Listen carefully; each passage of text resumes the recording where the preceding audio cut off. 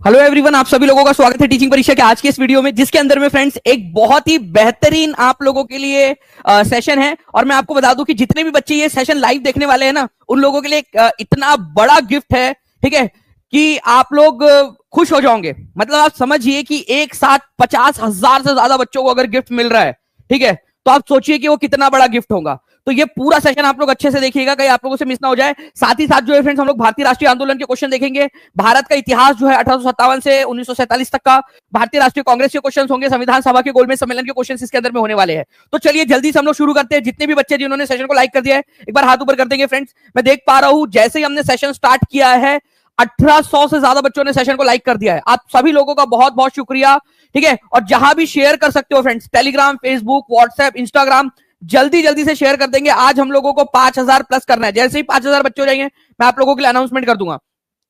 देखिए, बहुत ही इंपॉर्टेंट क्वेश्चन बोला गया है कि किसका कथन है, किसने कहा था कि यदि कोई शासकीय या फिर सरकार निदेशक तत्वों की अवहेलना करता है, ठीक है, निदेशक तत्वों की अवहेलना करता है, तो निश्चित रूप से इसके लिए उसे जनता के प्रति उत्तरदायी होना पड़ेगा, ठीक है। मतलब कि अगर कोई सरकार होगी आगे में जाकर, जो निदेशक तत्व, मतलब डीपीएसपी की बात हो रही है यहां पर में, DPSP, directive principle of state policy, ठीक है, उसकी अवहेलना करता है, क्योंकि वो कंपलसरी तो है नहीं, ठीक है। लेकिन अगर उसकी अवहेलना करता है, उसको देखता ही नहीं है, उसके तरफ में ध्यान ही नहीं देता, तो उसको जनता के पास जाना पड़ेगा, जनता उसको सबक सिखाएंगी, ठीक है। ये डॉक्टर BR अम्बेडकर जी ने कहा था ये बात। फ्रेंड्स, ये बहुत ही इंपॉर्टेंट क्वेश्चन है और मैं आपको बता दूं मैक्सिमम लोगों को नहीं पता है, और ये आप इस क्वेश्चन के जरिए हजारों लाखों लोगों से आगे बढ़ रहे हो, ठीक है। तो बी कॉन्फिडेंट और आप लोग जो है मोटिवेट फील करिए कि अगर कोई डीपीएसपी की अवहेलना करेंगी आने वाली सरकार, ऐसा उस समय उन्होंने कहा था, तो जनता के प्रति उत्तरदायी होना पड़ेगा, जनता उनको देख लेंगी। ये सवाल इसलिए आया था क्योंकि डीपीएसपी को कंपलसरी नहीं बनाया जा रहा था। तो टू बी स्पेसिफिक, के मुंशी जी उस समय में संविधान सभा के जो सदस्य भी थे और ड्राफ्टिंग कमेटी में भी थे वो, ठीक है। तो उन्होंने ये सवाल उठाया था कि अगर हम इसको कंपलसरी नहीं बनाएंगे तो फिर कोई भी इसको फॉलो नहीं करेगा। तो उन्होंने बोला कि जनता देख लेंगे उन लोगों को, ठीक है। तो आप लोग बताइए कि क्या डॉक्टर BR अम्बेडकर ने सही कहा था, ठीक है, हाँ या ना, आप लोग आंसर करिए। डॉक्टर BR अम्बेडकर ने इसी के साथ में फ्रेंड्स बहुत बहुत सारी चीजें भी कही थी, ठीक है। उसके अलावा वो आर्टिकल नंबर 370 के विरोध में थे, यूनिफॉर्म सिविल कोड के समर्थन में थे वो, ठीक है। ये भी याद रखना है आप लोगों ने, ठीक है। चलिए, इसके अलावा जो है गवर्नर जनरल की एग्जीक्यूटिव काउंसिल के अंदर में, जिसको वायसराय की एग्जीक्यूटिव काउंसिल भी कहा जाने लगा था बाद में, उसमें फ्रेंड्स 1942 से 1946 तक उन्होंने काम भी किया था। चलो आगे बढ़ते हैं हम लोग फ्रेंड्स। अब ये क्वेश्चन का आंसर मैं आपको चैलेंज कर रहा हूं कि आप लोग इस क्वेश्चन का आंसर लगा के बताइए। चलिए पोल दे दीजिए टीम, देखते हैं कितने बच्चे लगा पाते हैं। 2 मिनट के अंदर में 1500 से ज्यादा बच्चे हो चुके हैं और पूरा सेशन आप लोगों ने ध्यान से देखना है, क्योंकि मैं कुछ इंपॉर्टेंट अनाउंसमेंट आज आप लोगों के लिए करने वाला हूं। जल्दी बताएंगे आप सभी लोग इस क्वेश्चन का आंसर क्या होगा। देखिए, यहां पर मैं आप लोगों से पोल के अंदर में मैं देखना चाहूंगा कि कितने लोगों ने आंसर लगाया है।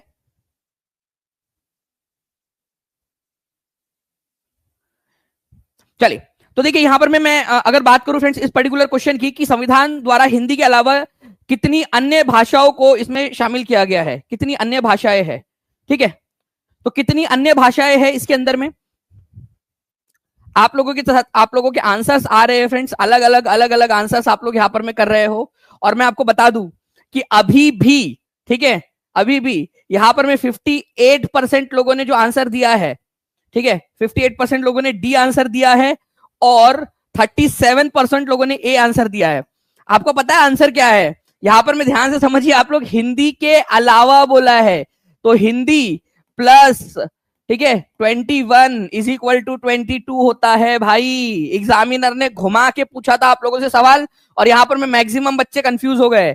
आंसर 21 होगा, हिंदी के अलावा बोला है, हिंदी को छोड़ के, हिंदी के साथ। समझ में आया क्या? कितने लोगों का मोए मोए हो गया था यहां पर में? जल्दी बताइए। और अब याद रहेगा, और कितने लोगों ने सही आंसर लगाया था ये भी मुझे बता देंगे जल्दी से हाथ ऊपर करके। अब याद रहेगा हमेशा। और ऐसे ही बहुत सारे क्वेश्चन आप लोगों को आज के सेशन में देखने के लिए मिलेंगे, ठीक है। तो पूरा सेशन अच्छे से देखिए, आप लोग एक एक करके आगे बढ़ते जा रहे हो। ये पूरी की पूरी लिस्ट जो है फ्रेंड, जो बच्चे पूरा सेशन लाइव देखेंगे उन लोगों को ये पूरी लिस्ट भी जो है मैं आप लोगों को प्रोवाइड करवा दूंगा, ठीक है। चलिए, नाउ आपको उस ऑपरेशन का नाम बताना है जिसके तहत सरदार वल्लभ भाई पटेल ने हैदराबाद के निजाम को हैदराबाद रियासत को भारत में विलाने के ऊपर में मजबूर कर लिया था या फिर राजी कर लिया था। राजी क्या किया था, मजबूरी कर दिया था एक तरीके से। एक ऑपरेशन चलाया गया था हैदराबाद के ऊपर में 1948 में। आप लोगों को बताना है कि कौन सा ऑपरेशन था वो, बताइए। तो उस ऑपरेशन का नाम था ऑपरेशन पोलो। ठीक है, तो ऑपरेशन पोलो जो है फ्रेंड्स हैदराबाद के ऊपर में किया गया था, क्योंकि 1948 तक भी, ठीक है, टू बी स्पेसिफिक सितंबर 1948 हो गया था, और हैदराबाद जिद कर रहा था कि उसे अलग देश बनना है, भारत में विलीन नहीं होना है। और हैदराबाद रियासत आज केवल हैदराबाद शहर नहीं है, ठीक है, भारत का बीच में एक बहुत बड़ी रियासत थी। ठीक है, हैदराबाद रियासत इतनी बड़ी रियासत थी भारत में के बीचों बीच में हैदराबाद रियासत, तो उसको भारत में विलय करने के लिए एक ऑपरेशन चलाया गया था जिसका नाम था ऑपरेशन पोलो। ठीक है, सितंबर 1948 के अंदर में। ओके, तो आंसर इसका ऑप्शन नंबर सी हो जाएगा फ्रेंड्स। और इसके बाद में जब ऑपरेशन पोलो चलाया गया, मतलब वहां पर में हमने उसको पुलिस आंदोलन पुलिस जो है एक ऑपरेशन नाम दिया था, लेकिन एक्चुअल में हमने हमारी मिलिट्री भी भेजी थी वहां पर में। ठीक है, तो ऑपरेशन पोलो के तहत वहां की जो व्यवस्था थी, ठीक है, जो पूरी अराजकता फैली हुई थी, उसके खिलाफ हमने आक्रमण किया और निजाम मजबूर हो गया कि वो भारत के अंदर में विलीन हो जाए। ठीक है, ऑपरेशन पोलो तो कब हुआ था? ये सितंबर 1948 की बात है। हर एक बच्चा जल्दी लिखेगा यहां पर में। ठीक है, जल्दी जल्दी से बताइए इस पर्टिकुलर क्वेश्चन का आंसर क्या होगा आप लोगों का। हर एक बच्चा जल्दी से आंसर करेगा।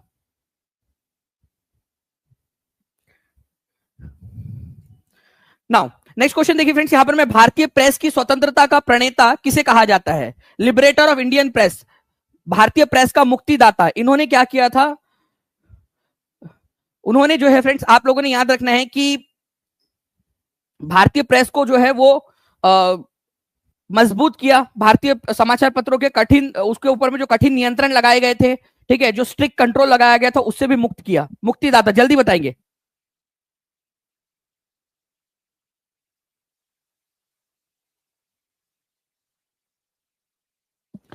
तो भारतीय प्रेस की स्वतंत्रता का प्रणेता किसे कहा जाता है? तो ये याद रखेंगे आप लोग फ्रेंड्स, ये कहा जाता है आपका चार्ल्स मेटकाफ को। ठीक है, चार्ल्स मेटकाफ। आप लोगों ने प्लीज इसको याद रखना है फ्रेंड्स कि चार्ल्स मेटकाफ ने 1835 के अंदर में कुछ ऐसे कानून लेकर आए थे जिसके जरिए भारत के अंदर में प्रेस को काफी सारी स्वतंत्रता मिली थी जो पहले नहीं थी।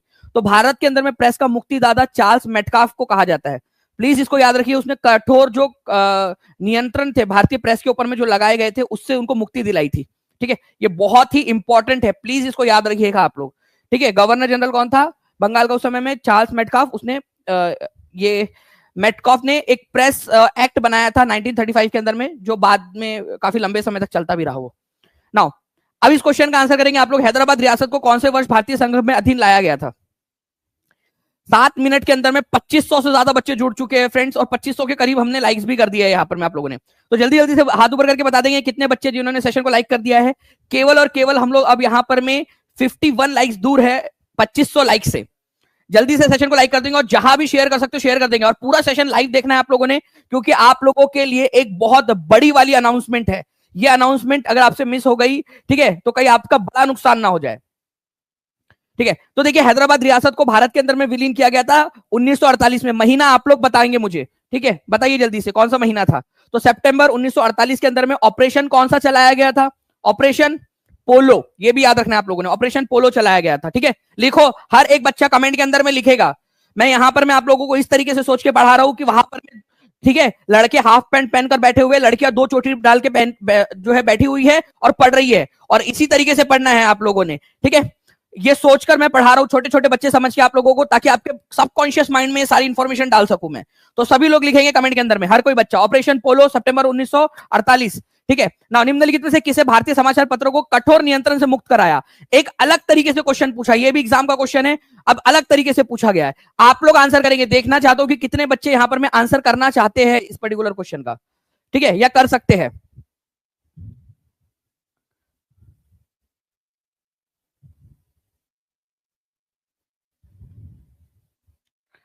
बताइए जल्दी से।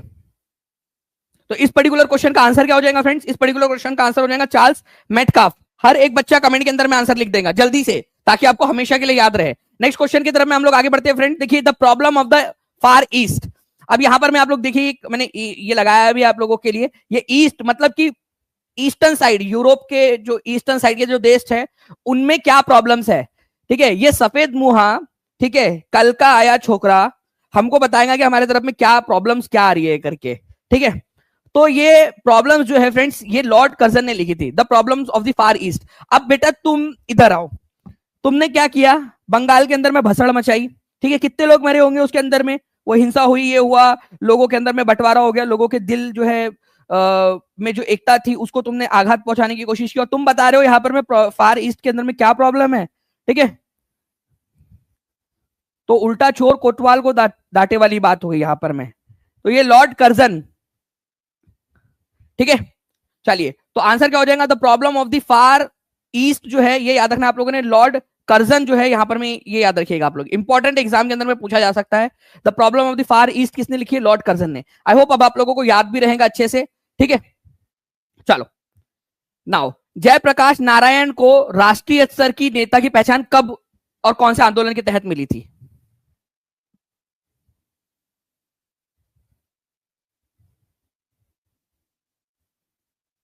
चलिए जल्दी से बताइए आप लोग, 10 मिनट के अंदर में हम लोग फ्रेंड्स यहां पर में 3000 के बहुत पास पहुंच चुके हैं।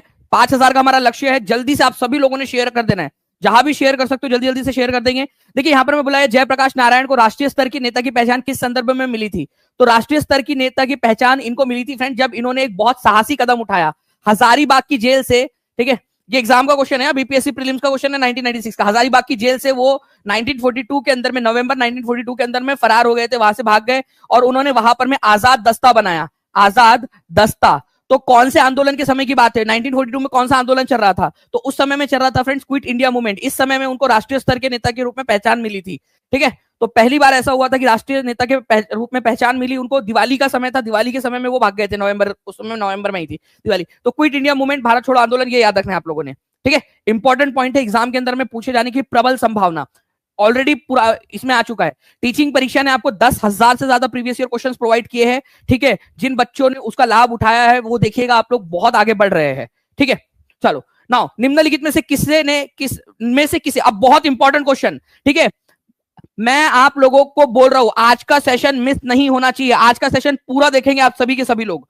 ठीक है, निम्नलिखित में से किसे गांधी जी ने अपनी आत्मकथा, जो उनकी पुस्तक है सत्य के साथ उनके प्रयोग, ठीक है, सत्य के साथ में प्रयोग में द जेंटल बिहारी कहा था, जेंटल बिहारी। ठीक है, द जेंटल बिहारी उन्होंने बोला था, और पूरा अपनी पुस्तक में पूरा का पूरा चैप्टर उनको समर्पित किया है उनको उन्होंने। द जेंटल बिहारी किसको कहा था, सच्चिदानंद सिन्हा को कहा था, राजकुमार शुक्ला को कहा था, ब्रजकिशोर प्रसाद को कहा था, किसको कहा था, द जेंटल बिहारी। ठीक है, तो आप लोग प्लीज इस पर्टिकुलर पॉइंट को याद रखिएगा फ्रेंड्स, इन्होंने कहा था द जेंटल बिहारी किसको, ठीक है, ब्रजकिशोर प्रसाद को कहा था। ठीक है, कितने परसेंट लोगों ने आंसर लगाया है, मैं जस्ट देख लूं यहां पर में, केवल 12% लोगों ने, 12% लोगों ने। आप देख लीजिए कौन है ये 12% और कौन है बाकी के यहां पर में 88% लोग।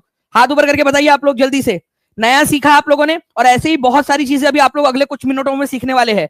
ब्रजकिशोर प्रसाद, ये याद रखिएगा आप लोग, बहुत ही इंपॉर्टेंट पॉइंट है। ठीक है, ब्रजकिशोर प्रसाद को गांधी जी ने द जेंटल बिहारी कहा था। हर एक बच्चा लिखेगा कमेंट में, मेरे को हर एक बच्चे से लिखकर चाहिए अभी के अभी, अगर आपको आगे बढ़ना है अभी के अभी यहां पर मैं लिखो। अगर आप लोगों को अपने घर वालों के सपने पूरे करने हैं अभी यहां पर मैं मेहनत करनी पड़ेगी आप लोगों को, इसके अलावा कोई पर्याय नहीं है। सबकॉन्शियस माइंड में, मसल मेमोरी के अंदर में जाना चाहिए आप लोगों की चीज, द जेंटल बिहारी, ब्रजकिशोर प्रसाद। अब मैं आप लोगों को कुछ एक्स्ट्रा पॉइंट बता रहा हूं यहां पर में। ठीक है, अब एक चीज प्लीज याद रख लीजिएगा आप लोग फ्रेंड्स, मैं आप लोगों से रिक्वेस्ट कर रहा हूं आपकी भलाई के लिए। Brajkishore Prasad the hero of many battles एक पुस्तक है। ठीक है, ब्रजकिशोर प्रसाद, मैं एक पुस्तक का नाम बता रहा हूं, इसको सभी लोग लिखेंगे, ब्रजकिशोर, ठीक है,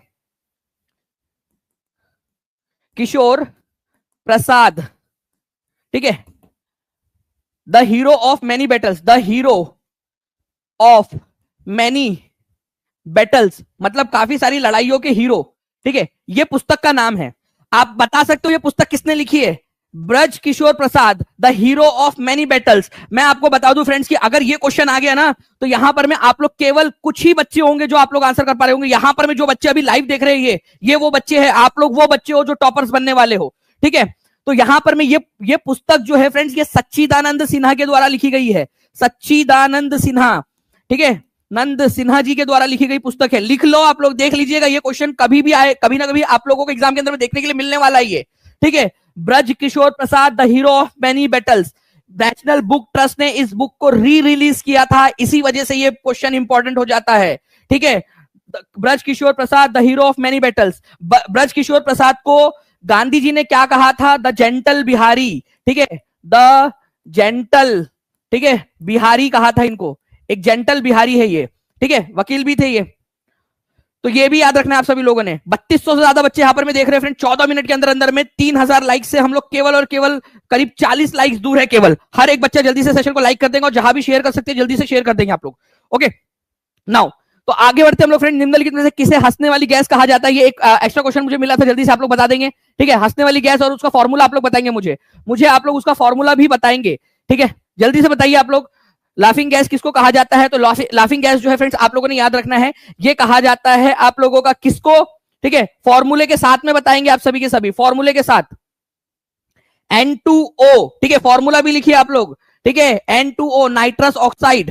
ठीक है, N2O नाइट्रस ऑक्साइड, ये याद रखना है आप लोगों ने फ्रेंड्स। इंपॉर्टेंट एग्जाम के अंदर में आप लोगों से पूछ सकते हैं। इसी को लाफिंग गैस भी बोलते हैं आम बोलचाल की भाषा के अंदर में। ठीक है, चलिए आगे बढ़ते हैं हम लोग फ्रेंड्स। यहां पर मैं N2O लाफिंग गैस, क्योंकि इसको सूंघने से हंसी आने लगती है। चलिए नेक्स्ट क्वेश्चन की तरफ में आगे बढ़ते हैं हम लोग, हमारे नेक्स्ट क्वेश्चन की तरफ में। ठीक है, इसका आंसर बी हो जाएगा आप लोगों का ना। बंगाल में द्विशासन प्रणाली किसके द्वारा लागू की गई थी? ठीक है, द्विशासन प्रणाली। अब ये द्विशासन प्रणाली का मतलब क्या होता है? Dual system. ठीक है, मान लीजिए कि आप लोग जो है काम करो मस्त पैकी जो है आप लोग पढ़ोगे। मैं एक चीज समझो, आप पढ़ोगे, आप लोगों को जॉब लग गई। ठीक है, आपने टॉप भी कर लिया, न्यूज़पेपर में भी टीचिंग परीक्षा के जितने भी स्टूडेंट्स हैं उन सभी लोगों का नाम भी आ गया न्यूज़पेपर के अंदर में। ठीक है, आपके घर वाले आपको मुबारकबाद भी देख रहे हैं, आपके आजू बाजू वाले अड़ोस पड़ोस के लोग, आपके दूर दराज के रिश्तेदारों के आपको फोन आ रहे हैं आपके घर वालों को कि मुबारक हो, आपके बच्ची का, आपके बेटे का, आपकी बहू का, आपके पत्नी का, आपके पति का फोटो आया है। ठीक है, न्यूज़पेपर में टीचिंग परीक्षा से पढ़कर उसने टॉप किया है। सोचो आप लोग सब, और मान लो कि आप बढ़िया जॉब भी करने चले गए, आपकी मनपसंद जिला मिल गया आप लोगों को, और आपकी जो सैलरी है, ठीक है, वो जा रही है आपके पड़ोसी के अकाउंट में। ठीक है, आप मेहनत कर रहे हो और आपके पड़ोसी के अकाउंट में आपकी सैलरी जा रही है, तो कैसा लगेगा आपको? तो देखिए यहां पर में द्विशासन, इसका मतलब यह था कि गवर्नमेंट के दो अंग होंगे। ठीक है, एक होगा दीवानी अधिकार। दीवानी अधिकार होगा जो है ईस्ट इंडिया कंपनी के पास में, ईस्ट इंडिया कंपनी के पास, इंडियन ईस्ट इंडिया कंपनी या ब्रिटिश ईस्ट इंडिया कंपनी जो है उसके पास में होगा। लेकिन जो निजामत का अधिकार होगा, निजामत का मतलब होता है प्रशासन। ठीक है, प्रशासन को देखरेख करने का अधिकार, वो होगा नवाब के पास में। ठीक है, नवाब के पास में। मतलब टैक्स वसूल कौन करेगा? टैक्स वसूल करेंगी ईस्ट इंडिया कंपनी, लेकिन प्रशासन देखेगा नवाब। अब ये जो द्विशासन प्रणाली है, मतलब पैसा किसी और को मिल रहा है और प्रशासन नवाब देखेंगे। आप सोचिए बंगाल की क्या हालत हो गई होंगी उससे। इतना खतरनाक वहां पर में अकाल स्थिति आ गई थी, पूरा का पूरा जो फसलें बर्बाद हो गई। ठीक है, पूरा का पूरा जो प्रशासन था वो पूरा खत्म हो गया, पूरा प्रशासन ही खत्म हो गया। ये किसने लेकर आया था? रॉबर्ट क्लाइव ने लेकर आया था ये चीज, रॉबर्ट क्लाइव ने। और ये इतना गंदा ये सिस्टम था कि इस सिस्टम को बाद में हटाना पड़ा। आप लोगों को बता दूं फ्रेंड्स कि ये सिस्टम को किसने हटाया था? लॉर्ड वॉरेन हेस्टिंग्स ने आते से ही हटाया। उसने बोला यार ये तो ब्लंडर था करके, एक नंबर का ब्लंडर। ठीक है, तो वॉरेन हेस्टिंग्स ने द्विशासन प्रणाली को हटाया था, डुअल सिस्टम जो था उसको हटाया था। दोनों क्वेश्चन पूछते हैं, लगाया किसने था? रॉबर्ट क्लाइव ने लगाया था ये वाला सिस्टम। ठीक है, और हटाया किसने था? वॉरेन हेस्टिंग्स ने हटाया था। ये दोनों चीजें लिख लेंगे आप लोग, लगाया था किसने और हटाया था किसने। ठीक है, केवल 1500 बच्चे दूर है हम लोग। 18 मिनट के अंदर में हम लोग 3500 से भी ज्यादा बच्चे जुड़ चुके हैं। एक बार दबा के हर एक बच्चा शेयर मार देगा। केवल 5000 बच्चों का हम लोगों ने यहाँ पर में हम लोगों को टारगेट रखना है फ्रेंड्स। यहाँ पर मैं एक बड़ी अनाउंसमेंट आप लोगों के लिए करने वाला हूँ। ठीक है, तो सी इज द करेक्ट आंसर। ठीक है, हटाया किसने था ये भी लिख देंगे। अब करंट अफेयर का जो है फ्रेंड्स एक बहुत ही इंपॉर्टेंट क्वेश्चन आप लोगों के लिए। 24 अप्रैल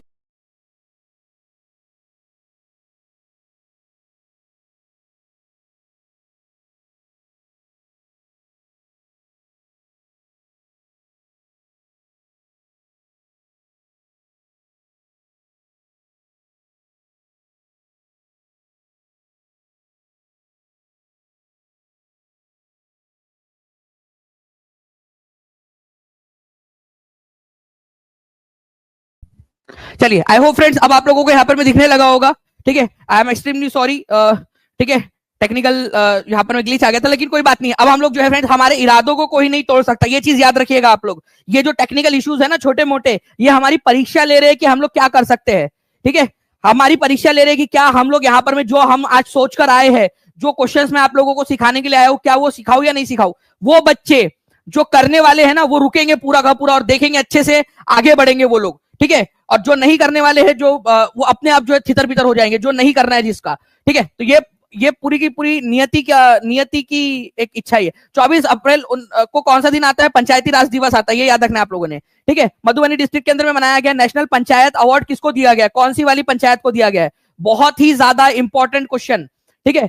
कौन सी पंचायत है जिसको दिया गया है? प्लीज इसको याद रखिएगा, इसको वेरी वेरी वेरी इंपॉर्टेंट आप लोग मार्क करिए फ्रेंड्स, ठीक है। तो आप लोग प्लीज इसको याद रखेंगे, मोतीपुर पंचायत को दिया गया, मधुबनी की मोतीपुर पंचायत को, ठीक है। मोतीपुर पंचायत बहुत ज्यादा इंपॉर्टेंट क्वेश्चन है ये, ठीक है। मधुबनी की मोतीपुर पंचायत को नेशनल पंचायत अवार्ड दिया गया है, ठीक है, क्योंकि वुमेन सरपंच है वहां पर में उस पंचायत के अंदर में, और महिला एक सरपंच होकर भी उन्होंने बहुत अच्छे से वहां पर में काम किया है इसी वजह से, ठीक है। तो मोतीपुर पंचायत कहां पर में है जिसको अभी नेशनल पंचायत अवार्ड मिला है? कौन से जिले में? आप लोग कमेंट करके बताएंगे मुझे एक बार। मोतीपुर पंचायत कौन से जिले के अंदर में पड़ता है? ये भी क्वेश्चन बन सकता है, जिसको नेशनल पंचायत अवार्ड मिला है। 24 अप्रैल को क्यों मनाया जाता है पंचायती राज दिवस? ये भी आप कमेंट करके मेरे को बता सकते हो, ठीक है। अब देखिए फ्रेंड्स, बहुत ज्यादा इंपॉर्टेंट क्वेश्चन, इस क्वेश्चन को आप लोग देखिए यहां पर मैं चाहूंगा कि प्लीज इसका मैप लगा दिया जाए इस कंट्री का, ठीक है। बहुत ज्यादा इंपॉर्टेंट है, मैं नाम नहीं ले रहा हूं कंट्री का क्योंकि आप लोग आंसर समझ जाओगे, बट मैंने आपको इंपॉर्टेंट करेंसी एंड कैपिटल्स कितने लोगों ने पेड ऐप के अंदर में देखा है, ठीक है, ये सेशन को important currency and Capitals, capital and currency वाला मैंने सेशन पढ़ाया आपको। उस सेशन में पेड क्लास में मैंने इस देश का भी पढ़ाया आप लोगों को, उस देश का भी, ठीक है। तो आंसर क्या हो जाएगा आपको? और ये बिहार की बेटी है, ठीक है, बिहार की बेटी, बक्सर जिले की है, भेलूपुर की, ठीक है। और कहा कि प्रधानमंत्री बनी है, तो ये बनी है त्रिनिदाद एंड टोबैगो की, ठीक है, त्रिनिदाद एंड टोबैगो की। कितनी लड़कियां यहां पर, जल्दी से हाथ ऊपर करके बताएंगे मुझे, लड़कियां, गर्ल्स हाथ ऊपर करके बताइए जल्दी से, कितने लोग हैं यहां पर में गर्ल्स, ठीक है। तो फ्रेंड्स, कमला प्रसाद बिसेर, ठीक है, तो यहां पर में कमला प्रसाद बिसेसर जो है, ये कहा कि प्रधानमंत्री बनी है, ये 2010 में भी बनी थी, ठीक है, 2010 के अंदर में भी ये बनी थी, ठीक है, और अभी फिर से बनी है 2025 के अंदर में। और ये कौन से पार्टी से बिलोंग करती है ये भी पूछा जा सकता है, तो यूनाइटेड नेशनल कांग्रेस से बिलोंग करती है ये, ठीक है। उनकी पार्टी का नाम है यूनाइटेड नेशनल कांग्रेस, यूएनसी, ठीक है, यूनाइटेड नेशनल कांग्रेस नाम है वहां पर में, ठीक है। और त्रिनिदाद एंड टोबैगो, ठीक है, ये भी याद रखना आप लोगों ने, त्रिनिदाद एंड टोबैगो नाम का वो देश है, प्लीज इसको याद रखिए आप लोग, ये बहुत इंपॉर्टेंट क्वेश्चन है। मैं आप लोगों को बताना चाहता हूं फ्रेंड्स, ये बिहार से है, ठीक है, मैं पूरा आप लोगों को ये प्रोवाइड भी करवा दूंगा, डोंट वरी, ठीक है। देखिए मैं पूरा आप लोगों के लिए एकदम अच्छे से सजा के लिख के लेकर आया हूं ताकि आप लोगों को आपको दिखा सकूं। देखिए यहाँ पर मेरी त्रिनिदाद एंड टोबैगो, ये एक कंट्री है अटलांटिक ओशन के अंदर में, त्रिनिदाद एंड टोबैगो, उसकी राजधानी है पोर्ट ऑफ स्पेन। ये भी पढ़ाया है पेड क्लास में। कितने बच्चे हैं जिन्होंने वो सेशन देखा है? हाथ ऊपर कर देंगे। और जिन्होंने नहीं देखा है पेड क्लास में वो सेशन, आज ही देख लीजिए। और जो बच्चे नहीं ज्वाइन हुए अभी तक पेड क्लास में, वो लोग जल्दी से हो जाइएगा। प्रीमियम लेवल का कंटेंट, प्रीमियम लेवल की आपकी तैयारी हो रही है उससे, ठीक है। Port of Spain, Trinidad and Tobago, उसकी बनी है ये, पोर्ट ऑफ स्पेन, ठीक है, ये याद रखना है आप लोगों ने, पोर्ट ऑफ स्पेन। तो बक्सर जिले से उनका संबंध है, ठीक है। बक्सर जिले से है कोई यहां पर में? बक्सर जिले से भेलूपुर जो है बक्सर जिले के अंदर में, वहां से ये उनके जो पैतृक गांव है उनके पिताजी की तरफ से जो है, ठीक है, यहां से वो बिलोंग करती थी। तो बिहार की बेटी है, बिहार से इनका मूल है, ठीक है। और ये त्रिनिदाद एंड टोबैगो की क्या बन गई है? कमला प्रसाद बिसेसर प्रधानमंत्री बन गई है, ठीक है। चलो, तो ये याद रहेगा आप लोगों को, बहुत इंपॉर्टेंट पॉइंट है। 1200 बच्चे दूर है, हम लोग केवल 5000 के टारगेट से जल्दी जल्दी से सेशन को लाइक भी कर देंगे और सेशन को शेयर भी करते रहेंगे आप लोग, ठीक है। नाउ अब देखिए फ्रेंड्स, एक और क्वेश्चन, एक और important question, very very very important question. Bihar के अंदर में इलेक्शन होने वाला है, आप लोगों को पता है अभी बिहार के अंदर में इलेक्शन है। इलेक्शन कराने की जिम्मेदारी किसी ना किसी के कंधों पे तो होंगी। चीफ इलेक्शन कमीशन जो है भारत का, वो देखरेख करेगा, लेकिन बिहार का कोई अधिकारी होना चाहिए। तो चीफ इलेक्टोरल ऑफिसर नियुक्त किया गया है, जिनके लीडरशिप के अंदर में बिहार में चुनाव होने वाला है। अभी किसके लीडरशिप में चुनाव होने वाला है जल्दी बताएंगे आप सभी के सभी। तो बिहार के अंदर में जो चुनाव होगा फ्रेंड्स अभी आगे में, ठीक है, वो होगा विनोद सिंह गुंजियाल के नेतृत्व के अंदर में। इनको चीफ इलेक्टोरल ऑफिसर नियुक्त किया गया है बिहार का। ये भी एक बहुत ही इंपॉर्टेंट है। जय श्री राम जी बोल रहे हैं कि 72वीं बीपीएससी का फाउंडेशन बैच भी लेकर आइए सर प्लीज, ठीक है। तो काफी सारे बच्चों की डिमांड ये आ रही है, क्योंकि पूरा का पूरा 71 बीपीएससी का पेपर जो है, ठीक है, मैक्सिमम क्वेश्चन जो है वो टीचिंग परीक्षा के पढ़ाए हुए आए, जो टीआरई 4 में पढ़े थे। मतलब टीआरई 4 की बैच से 71वीं बीपीएससी बच्चों ने क्रैक कर लिया। कई सारे बच्चों का इतना अच्छा पेपर गया है, ठीक है। चलिए, तो उसके बारे में भी सोचेंगे हम लोग आगे में, लेकिन अभी टीआरई 4 के ऊपर में आप लोगों को पूरा का पूरा फोकस करें हम लोग। तो विनोद सिंह गुजियाल, ये याद रखिएगा आप सभी के सभी लोग फ्रेंड्स, तो ये बने हैं। नाउ अब देखिए बहुत ही इंपॉर्टेंट क्वेश्चन, नया क्वेश्चन, ध्यान से समझिएगा आप लोग, इंपॉर्टेंट है। 1916 में, ठीक है, रांची के अंदर में बंद थे वो, नजरबंद थे। नजरबंद मतलब एक तरीके से जेल ही हो जाती है, नजरबंद करके रख दिया है बस, ठीक है, अलग सलग रखा हुआ है। मौलाना अबुल कलाम आजाद द्वारा उन्होंने अपनी पहली जीवनी लिखी थी, ठीक है, उसका क्या नाम है, क्या नाम से लिखी थी उन्होंने अपनी पहली, ठीक है, जीवनी? 1916 में लिखी थी, रांची में नजरबंद थे वो, ठीक है। तो 1916 में जब उनको रांची के अंदर में नजरबंद करके, मतलब कि एक तरीके से जेल ही है, बस घर के अंदर में रखा जाता है, एक अलग सलग इलाके में, जेल ना बोलते हुए घर या फिर गेस्ट हाउस के अंदर में नजरबंद रखा जाता है अलग सलग। तो तज़किरा नाम से उन्होंने जो है फ्रेंड्स अपनी पहली आत्मकथा लिखी थी, तज़किरा, ठीक है। गुबारे खातिर ये उन्होंने लिखी थी फ्रेंड जब 1942 से 1946 तक वो नजरबंद थे अहमदनगर के किले के अंदर में। ये भी उन्हीं की आत्मकथा ही है, गुबारे खातिर, 42 से लेकर 1946 के अंदर में। ये मैंने पढ़ा भी है, गुबारे खातिर, उनके पत्राचार थे, उन्होंने अलग अलग पत्र जो लिखे थे उन्हीं को संग्रहित किया उन्होंने बाद में, ठीक है। तो ये पूछा 1916 के अंदर में ना, ठीक है, रांची में जब नजरबंद थे वो, तो तज़किरा नाम से उन्होंने लिखा था। अल हिलाल जो है उनका न्यूज़पेपर था, इंडिया विंस फ्रीडम उनकी एक पुस्तक है, आत्मकथा नहीं है, ठीक है। 1916 में रांची में जब नजरबंद थे वो, तो उन्होंने तज़किरा नाम से जो है फ्रेंड्स एक अपनी जीवनी लिखी थी, पहली जीवनी वहां तक की। फिर बाद में गुबारे खातिर नाम से उन्होंने जो पत्राचार हुए थे, अपने बारे में कुछ उन्होंने लिखा, अपने जो दोस्त थे, फ्रेंड्स थे, ठीक है, क्योंकि वहां बैठे थे, बैठे बैठे क्या करे, करना है कुछ काम वाला काम था उनका, क्योंकि बंद थे वो जेल में, ठीक है। तो 1942 से 1946 के बीच में गुबारे खातिर उन्होंने लिखा था, ठीक है। ये क्वेश्चन आता है, ठीक है, तो आंसर इसका ऑप्शन नंबर बी हो जाएगा फ्रेंड, तज़किरा। तज़किरा का मतलब होता है मेमोयर, ठीक है, रेमिनिसेंस या फिर यादें, मेरी यादें, वो अपनी यादें लिख रहे थे मस्त की रांची में बैठे बैठे। ओके चलिए, अब देखिए फ्रेंड्स, यहां पर में एक क्वेश्चन है कि ये क्वेश्चन बन सकता है, अभी मैंने आपको पढ़ाया, बताइए यहां पर में,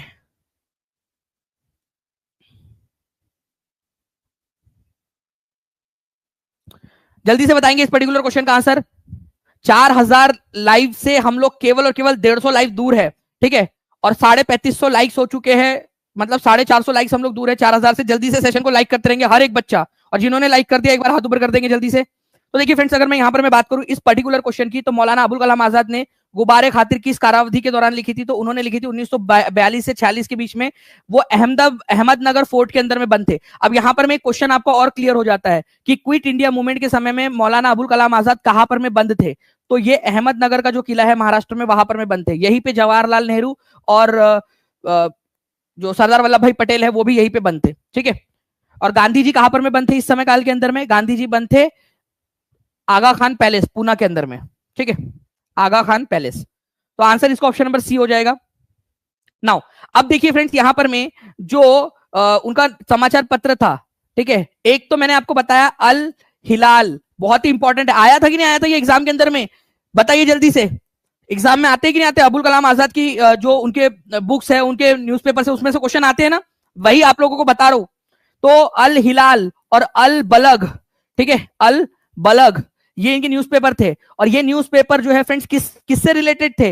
ये क्रांतिकारी राष्ट्रवाद से रिलेटेड थे, ना एजुकेशन, ना मुस्लिम लीग पॉलिटिक्स, ना फिर प्रिंसली स्टेट्स इश्यूज से रिलेटेड। ये नेशनलिज्म, कट्टर राष्ट्रवादी थे वो, ठीक है, राष्ट्रवाद, कैसे हमारे देश को आजादी मिल सकती है, कैसे हमारे देश को जो है उसके अधिकार मिल सकते हैं, इन सारी चीजों से रिलेटेड थे, ठीक है। चलिए, तो ये एक इंपॉर्टेंट पॉइंट है आप लोगों का। केवल और केवल 28 बच्चे दूर है हम लोग 4000 से। जल्दी से, अच्छा हो चुके 4000, कांग्रेचुलेशन फ्रेंड्स, बोलते बोलते ही आप लोगों ने कर दिया है, ठीक है। और सारे बच्चे लाइव देखेंगे क्योंकि मैं आपके लिए एक अनाउंसमेंट करने वाला हूं अभी थोड़ी देर में, बहुत इंपॉर्टेंट वाली, ठीक है। चलिए, तो A is the correct answer. Now next question की तरफ आगे बढ़ने से पहले थोड़ा सा रिवाइज करवा देता हूं आपको। हमने देखा कि अल बलग उनका जो न्यूज़पेपर था वो रिवॉल्यूशनरी नेशनलिस्ट या फिर क्रांतिकारी राष्ट्रवादी समाचार पत्र था। अल बलग किसका न्यूज़पेपर था? अबुल कलाम आजाद का न्यूज़पेपर था। 1916 में जब उन्होंने तज़किरा नामक पुस्तक लिखी तो वो कहां पर में बंद थे? 1916 में जब उन्होंने तज़किरा का मतलब ही होता है मेमोयर, यादें, रेमेंसेंस, ठीक है, कुछ भूली बिसरी सी यादें, तज़किरा, ठीक है, वो कहां पर में बंद थे? जल्दी से आप लोग बताएंगे मुझे, आप लोग कमेंट करके। उसके अलावा जो है फ्रेंड्स 1942 से 1946 तक कौन सा किला था जहां पर में उनको बंद रखा गया था क्विट इंडिया मूवमेंट के समय काल के अंदर में? ये भी आप लोग कमेंट करके बताएंगे मुझे, ठीक है, जल्दी जल्दी से। नाउ अब यहां पर में बहुत ही important question, very very very important question, please इसको याद रखिएगा आप लोग ध्यान से, बहुत ज्यादा इंपॉर्टेंट क्वेश्चन नहीं है, ठीक है। इस पर्टिकुलर क्वेश्चन को आप लोग देखिए। अब मैं बस अगले 5 मिनट के अंदर मैं आप लोगों के सामने फ्रेंड्स वो घोषणा करने वाला हूं जिसका आप लोगों को इंतजार है, ठीक है। अगले 5 मिनट के अंदर में वो घोषणा होने वाली है, तो सभी बच्चे तैयार रहिएगा, ठीक है। बहुत बढ़िया। देखिए अगर मैं बात करूं फ्रेंड्स यहां पर मैं इस पर्टिकुलर क्वेश्चन की, तो देवनागरी लिपि के अंदर में, ठीक है, देवनागरी लिपि में हिंदी स्क्रिप्ट जो है वो ऑफिशियल भाषा होंगी यूनियन की, ये कौन से आर्टिकल में लिखा गया है, ठीक है। तो ये जो है फ्रेंड्स ये लिखा गया है आप लोगों का आर्टिकल नंबर 343(1) के अंदर में, ठीक है, 343(1) के अंदर में, ठीक है।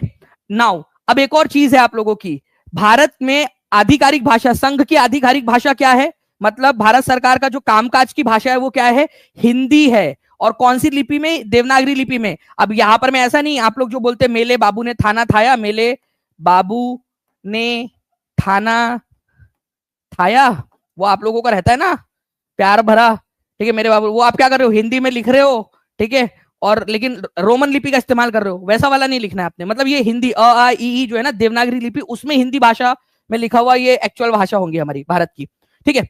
तो ये आप लोगों को आर्टिकल नंबर 343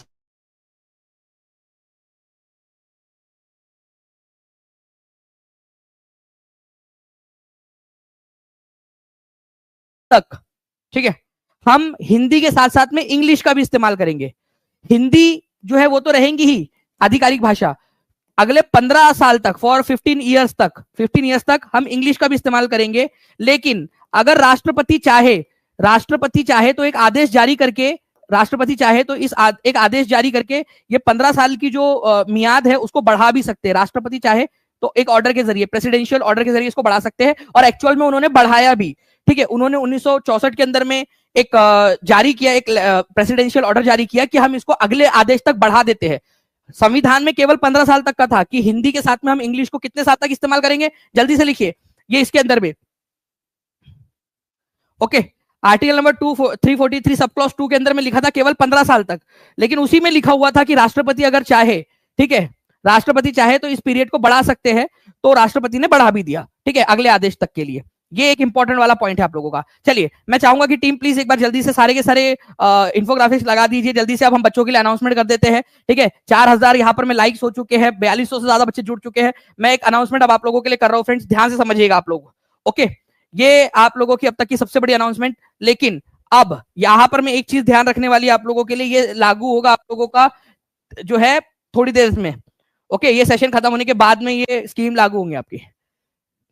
जितने भी बच्चे हैं टीचिंग परीक्षा के कोर्स के अंदर में एनरोल्ड है, जितने भी स्टूडेंट्स, ठीक है, टीचिंग परीक्षा के कोर्सेज के अंदर में अगर आप एनरोल्ड हो, तो टीचिंग परीक्षा के कोर्स में चाहे आपने 1 साल पहले कोर्स खरीदा हो, चाहे आपने 1.5 साल पहले कोर्स खरीदा हो, हमने आपसे प्रॉमिस किया था टीआरई 4 के अंदर में कि जब भी नया बैच लॉन्च होगा आप लोगों को फ्री ऑफ कॉस्ट मिलेगा। 50,000 से भी ज्यादा बच्चे हैं जो पेड कोर्स में जुड़े हुए हैं, 50,000 से भी ज्यादा बच्चे। टीचिंग परीक्षा को इनको ऐड करने का जो कॉस्ट आ रहा है, ठीक है, करीब जो टैक्स भरना है हम लोगों ने 12 लाख का, ठीक है, वो एडिशन जीएसटी, एडिशन के लिए जीएसटी टैक्स भरना पड़ रहा है, ठीक है, जो टीचिंग परीक्षा बियर कर रहा है, टीचिंग परीक्षा उठाएगा ये खर्चा। और आप सभी लोगों को, सभी के सभी 50,000 लोगों को न्यू बैच के अंदर में एनरोल कर दिया गया है कल रात में, ठीक है। आज आपको इस लेक्चर के बाद से दिखने मिलेगा, जब मैं ये सेशन बंद करूंगा तब से आप लोगों को वो दिखने लगेगा, ठीक है। जिस एक बटन दबानी है हमने, ठीक है, और उसको जो है यहां पर में वो अनलॉक हो जाएगा आप लोगों के लिए, ठीक है। तो ये आप लोगों के लिए एक बहुत बड़ी खबर है, जितने भी बच्चे हैं जिन लोगों को ये पसंद आया है। और इसके अलावा, ठीक है, यहां पर मैं जैसे ही मैं जी बिल्कुल पूरा का पूरा फ्री ऑफ कॉस्ट ऐड कर दिया गया है उन सभी बच्चों को, ओके, पूरा का पूरा फ्री ऑफ कॉस्ट ऐड कर दिया गया है। न्यू कोर्स भी आपका लॉन्च हो गया, न्यू बैच लॉन्च हो चुकी है आप लोगों की, आप जितने भी बच्चे हैं।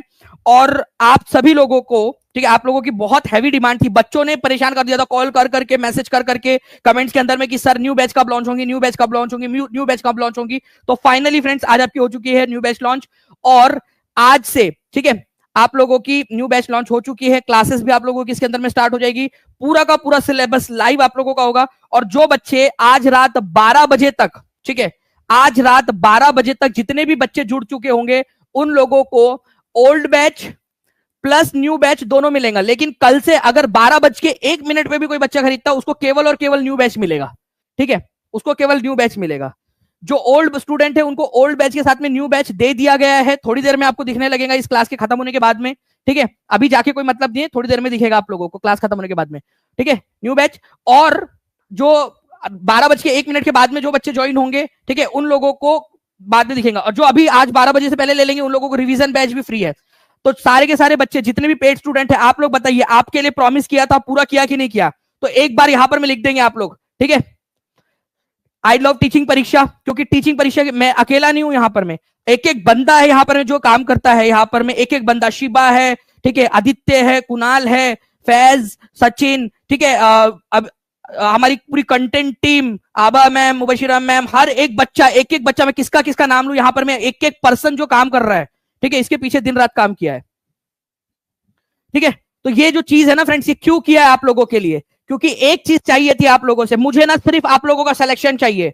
जिस दिन सिलेक्शन ला दूंगे ना, मेरे को लगेगा यार कि ये जो पैसा जो पूरा इन्वेस्ट किया है ना आप लोगों के लिए, वो पूरा का पूरा वसूल हो गया है। ये मेरे को सिर्फ वो चीज चाहिए आप लोगों के लिए। आपके लिए इतनी सारी चीजें की, आप लोगों के लिए एनिमेटेड वीडियोस लेकर आया, ठीक है, अलग से उसके लिए चार्ज कर सकते थे, नहीं किया। आपके लिए ई बुक, अलग अलग जगहों के ऊपर में अलग बैच लॉन्च करते तो उसके लिए अलग से आप लोगों से चार्ज करते, नहीं कर रहे। पूरा का पूरा जो जो नुकसान हुआ वो तो उठाया, साथ ही साथ में जीएसटी का भी उठाया, जस्ट बिकॉज आप लोगों के लिए।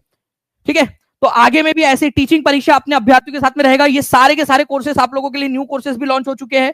ठीक है, आप देख सकते हो हर एक कोर्स आपका, चाहे पीआरटी हो, जनरल स्टडीज हो, मैथ्स एंड साइंस, एसएसटी, ठीक है, 6 to 8 के लिए, 9 10 के लिए, सारे के सारे, और कॉम्बो कोर्सेस भी अवेलेबल है। ठीक है, ओल्ड स्टूडेंट को एक्सेस मिल गया है। जैसे ही आप लोगों का, ठीक है, आप कहां जाओगे, माई कोर्सेज के अंदर में जाओगे, वहां पर में मिल जाएगा आप लोगों को ये लेक्चर खत्म होने के बाद में। और जो बच्चे जुड़ना चाहते हैं आज ही जुड़ सकते हैं, सारे सारे फीचर्स आप लोगों को मिल जाएंगे उसके अंदर में भी। ठीक है, हर एक चीज, इतनी सारे फीचर्स, इतनी सारी चीजें आप लोगों को। ठीक है, और आगे में भी आप लोगों को सबसे आगे रखा जाएगा। मैं चाहता हूं हर एक बच्चे का न्यूज़पेपर में जगह कम पड़ जानी चाहिए। टीचिंग परीक्षा के स्टूडेंट जब टॉप करेंगे ना, न्यूज़पेपर में जगह कम पड़ जानी चाहिए। यहां पर में देखिए आप लोग, न्यूज़पेपर में जगह इस बार कम पड़ जानी चाहिए, इतने बच्चे सेलेक्ट होंगे।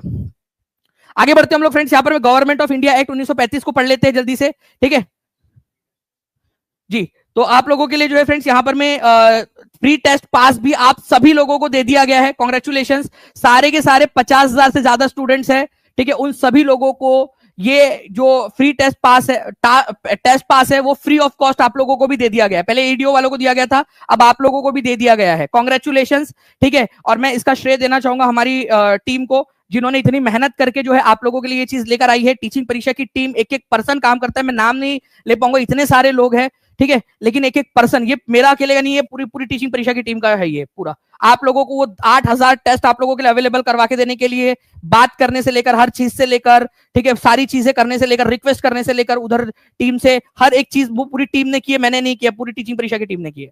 आगे बढ़ते हम लोग फ्रेंड्स, यहां पर मैं नेक्स्ट हमारे क्वेश्चंस की तरफ में, ब्रिटिश सरकार ने किस अधिनियम द्वारा संघीय ढांचा लागू किया था?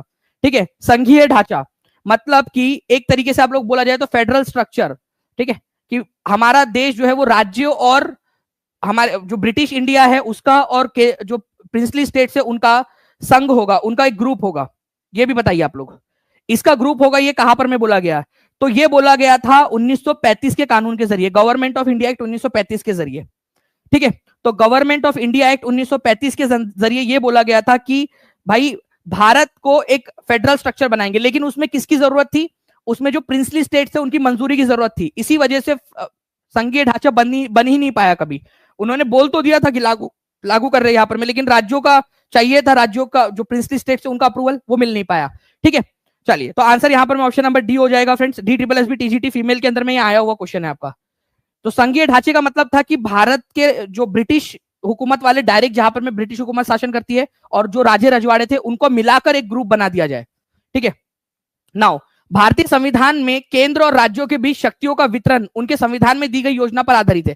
भारत के अंदर में पहली बार केंद्र और राज्यों के बीच में जो है शक्तियों का विभाजन, ठीक है, कौन से कानून के तहत किया गया था? केंद्र और राज्यों के बीच में शक्तियों का विभाजन आज भी हमारे 7वीं अनुसूची के अंदर में शामिल है ये। ठीक है, तो केंद्र और राज्यों के बीच में शक्तियों का एक्चुअल तरीके से जो वितरण है, ये यूपीएससी सिविल सर्विसेज में आया हुआ क्वेश्चन है फ्रेंड्स। तो गवर्नमेंट ऑफ इंडिया एक्ट 1935 के अंदर में क्या किया गया था? केंद्र और राज्यों के बीच में शक्तियों का वितरण कर दिया गया कि कौन से काम केंद्र के होंगे और कौन से काम जो है राज्य के होंगे। और जो काम ऐसे है जो नहीं बांटे गए हैं वो काम अपने आप वायसराय मतलब केंद्र के हो जाएंगे। रेसिडरी पावर उनको बोला जाता है। जी हाँ, ये बीपीएससी टीआरई 4 पीआरटी का न्यू बैच आ चुका है नाहिद अलवी जी। ठीक है, नाहिद जी का कमेंट एक बार दिखा दीजिए। आ चुका है, आज से आ चुका है। और जितने पुराने बच्चे उनको सबको न्यू एक्सेस मिल चुका है, और आप भी आज ले सकते हो। आज 12 बजे से पहले जितने भी बच्चे ले लेंगे उन सभी लोगों को, ठीक है, आप लोगों को जो है फ्रेंड्स 81% फ्लैट ऑफ मिल रहा है। आप लोगों को डीएस मैक्स इस कूपन कोड का इस्तेमाल करना है। ठीक है, डीएस मैक्स, दानिशेक मैक्स, ठीक है, या आप लोगों को 81% यहां पर में ऑफ मिल जाएगा डायरेक्टली। ठीक है, नहीं सारा का सारा कोर्सेस न्यू बैच लॉन्च हो चुके हैं, चाहे आपका 6 to 8 आपका एसएसटी हो, कॉम्बो हो, 9-10, तो सारे के सारे न्यू बैचेस लॉन्च हो चुके हैं आपके। नेक्स्ट क्वेश्चन, निम्नलिखित में से किसका उद्देश्य भारत के लिए एक संघीय ढांचा प्रदान करना था? ठीक है, अभी आपको बताया, देखिए अभी थोड़ी देर पहले आपको बताया कि कौन किसका उद्देश्य था कि फेडरल स्ट्रक्चर। जब भी फेडरल स्ट्रक्चर अंग्रेजों के समय में बात आए, फेडरल स्ट्रक्चर का मतलब ही होता है कि भाई एक केंद्र सरकार होंगी और भारत के अलग अलग जो ब्रिटेन के प्रांत है, जैसे ब्रिटेन में यूनाइटेड प्रोविंस था, बंगाल था, बिहार था, उड़ीसा था, बॉम्बे प्रांत था, मध्य प्रांत था, मद्रास प्रांत था, ये और जो राज्य रजवाड़े हैं उन सबको मिलाकर एक फेडरल एक ग्रुप बनाया जाएगा। ठीक है, एक ग्रुप बनाया जाएगा। ठीक है, तो ये फेडरल स्ट्रक्चर उसको बोलते हैं, संघीय ढांचा। तो ये बात हुई थी गवर्नमेंट ऑफ इंडिया एक्ट 1935 में। देखिए फिर से ये हैशटैग टीजीटी में आया क्वेश्चन, तो ये क्वेश्चन रिपीट हो सकता है, ये याद रखिएगा आप सभी के सभी लोग। ठीक है, 4400 लाइक से केवल 1 लाइक दूर है हम लोग, जल्दी से सेशन को लाइक भी कर देंगे आप लोग। नेक्स्ट क्वेश्चन की तरफ में आगे बढ़ते हैं हम लोग फ्रेंड्स। देखिए यहाँ पर मैं नीचे में क्वेश्चन आप लोगों का, निम्नलिखित में से किस अधिनियम ने विधायिका में संघीय विशेषताएं और प्रांतीय स्वायत्तता की शुरुआत की और केंद्र तथा प्रांतों के बीच विधायी शक्तियों का वितरण किया? देखिए संघीय विशेषताएं और प्रांतीय स्वायत्तता ये बहुत इंपॉर्टेंट है। प्रांतीय स्वायत्तता का मतलब क्या होता है कि हमारे भारत के अंदर में जो प्रांत थे, जैसे यूनाइटेड प्रोविंस था, ठीक है, उसके बाद में बिहार, ठीक है, उड़ीसा, बंगाल, असम, बॉम्बे, मध्य प्रांत, मद्रास, इधर में पंजाब, सिंध, इनको स्वायत्तता मतलब थोड़ा बहुत इनको क्या किया गया था, ऑटोनॉमी दी गई थी, अपने अपने फैसले लेने का अधिकार दिया गया था। और ये पहली बार कब हुआ? पहली बार देखिए कि प्रांत, अंग्रेज नहीं तो बहुत कड़क मजबूत पकड़ रखते थे अपनी, पहली बार यहां पर मैं बोला गया कि चुनाव होंगे और उनको स्वायत्तता दी जाएंगी। छोटे मोटे काम जैसे कि सड़क बनाना, स्कूल कहाँ बनेंगी, साफ सफाई का काम, ये भारतीय लोगों के हाथ में दे दिया गया। चुनाव करवाने बोला कि चुनाव होंगे और भारतीय लोग इसको संभालेंगे। ठीक है, तो 1935 गवर्नमेंट ऑफ इंडिया एक्ट 1935 के जरिए प्रांतीय स्वायत्तता आई थी, और इसी के तहत केंद्र के कौन से काम होंगे, मतलब कि जो अंग्रेजों की दिल्ली में बैठ के जो सरकार चलती है उसमें, और प्रांतों के कौन कौन से अधिकार होंगे ये भी बांट दिए गए थे। ठीक है, तो ये भी एक इंपॉर्टेंट पॉइंट है आप लोगों का, तो प्लीज इसको याद रखिएगा आप लोग। केंद्र और राज्यों के बीच में शक्तियों का वितरण 1935, गवर्नमेंट ऑफ एक्ट 1935। प्रांतीय स्वायत्तता बहुत ही इंपॉर्टेंट पॉइंट है, मैं यहां लिख देता हूं आप लोगों के लिए, प्रोविंशियल ऑटोनॉमी। ठीक है, provincial autonomy, okay, provincial autonomy, प्रांतीय स्वायत्तता। ठीक है सर, पीआरटी का भी सर न्यू बैच स्टार्ट हुआ है सर। जी है, जी हाँ अविनेश कुमार जी, सारे के सारे बैच लॉन्च हो चुके हैं, पीआरटी का भी न्यू बैच आ चुका है, आप उसमें एनरोल कर सकते हैं। ठीक है, 6 to 8 का एसएसटी का, मैथ्स एंड साइंस का, ठीक है, हिंदी का, इंग्लिश का, 9-10 का हिंदी का, 9-10 का इंग्लिश का, 9-10 का एसएसटी, 6 to 8 9-10 का कॉम्बो, सारे के सारे जो है कोर्सेस, 14 कोर्सेस आपके टोटल लॉन्च हुए। आप टीचिंग परीक्षा के एप्लीकेशन पे जाके चेक भी कर सकते हो, नीचे में लिंक दी गई है और नंबर भी दिख रहा होगा आप लोगों को, उस पर कॉल भी कर सकते हो आप लोग। ठीक है, चलिए आगे बढ़ते हैं हम लोग फ्रेंड्स यहां पर में। अब देखिए यूपीएससी सिविल सर्विसेज का एक और क्वेश्चन 2018 में आया क्वेश्चन, ये नंबर आप लोग देख लीजिए, एक बार दिखा दीजिए नंबर प्लीज बच्चों, इसका स्क्रीनशॉट ले लो ताकि आप लोग फोन कर सको यहां पर में, कोई भी आपको कोर्स लेना है, कोई भी कोर्स में जुड़ना है तो। 11th-12th का नहीं है, ओके। देखिए यहां पर में फ्रेंड्स, भारत सरकार अधिनियम 1935 द्वारा, अच्छा एक और चीज है आप लोगों के लिए, रेफर एंड अर्न, आप अपने दोस्तों को रेफर कर सकते हो अपना कोड।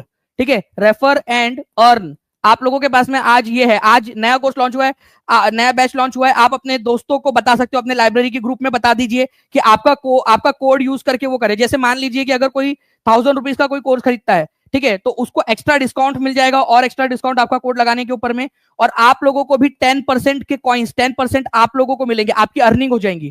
ठीक है, तो अगर मान लीजिए कि आज आप 10 लोगों को करते हो तो आपकी 1000 रुपीज की अर्निंग, अगर आप जैसे बहुत सारे बच्चे कर रहे हैं इसमें, ठीक है, तो आप हर ग्रुप में आप शेयर कर सकते हो कि नया बैच लॉन्च हुआ है, जुड़ सकते हैं आप अपने लाइब्रेरी में, अपने कॉलेज के ग्रुप के अंदर में, अलग अलग जगह पे आप डाल सकते हो। प्लीज टीम कैसे करना है वो भी एक बार बता दीजिएगा। ठीक है, तो भारत सरकार अधिनियम 1935 के तहत अवशिष्ट शक्तियां, रेसिडरी पावर। अब देखो इसको ना ऐसा समझो आप लोग, आप 2 बहनें हो, ठीक है, क्या होता है मान लो कि आपके मम्मी ने बोला कि भाई देखो, बड़ी बहन जो है उसके पास में, ये मैं काम की बात कर रहा हूँ, ठीक है, कि बड़ी बहन जो है उसके पास, उसको खाना बनाना है, ठीक है, झाड़ू लगाना है, बर्तन साफ करने हैं, ठीक है। छोटी बहन जो है उसको क्या करना है, पोछा लगाना है, ठीक है। और क्या काम होते हैं घर के अंदर में भाई, कपड़े धोने हैं, सुखाने हैं उनको, ये सब काम करने हैं। अब ये इतने ही काम तो नहीं होते घर में, और भी बहुत सारे काम होते हैं जो बच गए, जो मम्मी ने बांट के नहीं गए आपके, ठीक है, बांटे नहीं, तो जो काम बच गए वो सारे के सारे बड़ी बहन के, ठीक है, ऑटोमेटिकली वो बड़ी बहन करेंगी। ये काम की रिस्पॉन्सिबिलिटी की बात हो गई। वैसे ही पावर की भी, कि कुछ पावर केंद्र को दिए गए और कुछ पावर प्रांत को दिए गए। अब जो जो दिए गए हैं वो तो चलो ठीक है, लेकिन जो बच गए, जिसका उल्लेख है ही नहीं, पता ही नहीं कि किसका है, तो वो ऑटोमेटिकली केंद्र का हो जाएगा, मतलब कि गवर्नर का हो जाएगा, ठीक है। जो गवर्नर जनरल है, जिनको वायसराय भी बोला जाता था, उनका हो जाएगा केंद्र का। तो केंद्र के अंदर में कौन है, ठीक है, केंद्र के अंदर में गवर्नर जनरल है, या वायसराय भी बोला जाता था इनको, ठीक है। वायसराय तो नाम पड़ गया था, लेकिन कई जगहों के ऊपर में गवर्नर जनरल ही बोलते थे, वायसराय नाम पड़ चुका था, ठीक है। तो गवर्नर जनरल या वायसराय जो है फ्रेंड्स, उनके उनके पास में रहेंगी। अवशिष्ट मतलब बचा हुआ, अवशिष्ट मतलब बचा हुआ, जो भी बच गया, पावर का बंटवारा करने के बाद में जो पावर बच गए, वो सारे के सारे अवशिष्ट शक्तियां किसके पास में है, ठीक है, गवर्नर जनरल या वायसराय जो है उनके पास में, अपने आप।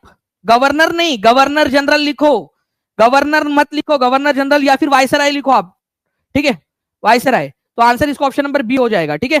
तो गवर्नर जनरल या वायसराय, क्योंकि वैसे ऑफिशियल नाम वायसराय था, लेकिन कई बार एग्जाम में अभी भी गवर्नर जनरल लिख दिया जाता है, ठीक है, तो ताकि आपका कंसेप्चुअल अंडरस्टैंडिंग चेक की जाए, ठीक है।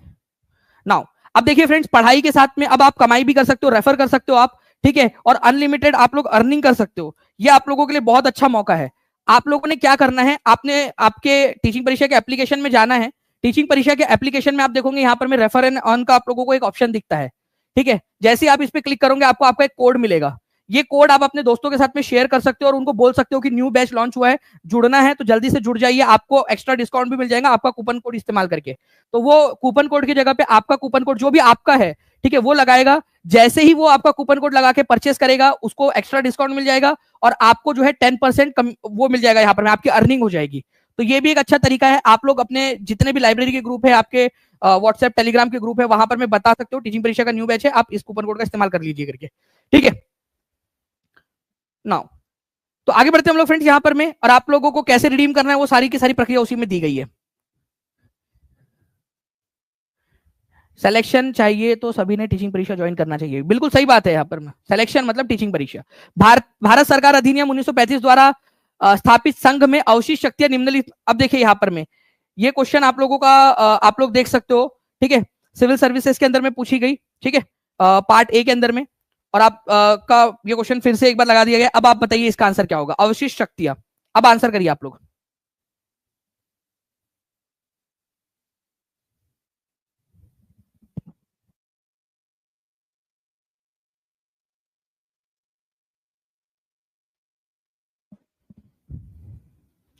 तो भारत सरकार अधिनियम जो है आपको बताना है अवशिष्ट शक्तियां। तो अवशिष्ट शक्तियां जो है फ्रेंड्स, ये गवर्नर जनरल या वायसराय के पास में है। चलिए आगे बढ़ते हैं हम लोग फ्रेंड्स। यहाँ पर मैं निम्नलिखित में से किस अधिनियम ने एक संघीय और प्रांतीय संयुक्त लोक सेवा आयोग, भारतीय रिजर्व बैंक और एक संघीय न्यायालय की स्थापना का प्रावधान किया?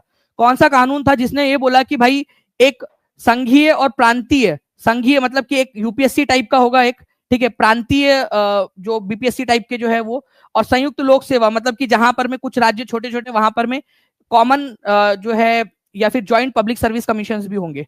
ओके, इसका प्रावधान रिजर्व बैंक ऑफ इंडिया का जो कानून बन चुका था 1934 में, उसको भी इसी में शामिल कर लिया गया। और संघीय न्यायालय या फेडरल कोर्ट जो है उसकी बात की गई थी।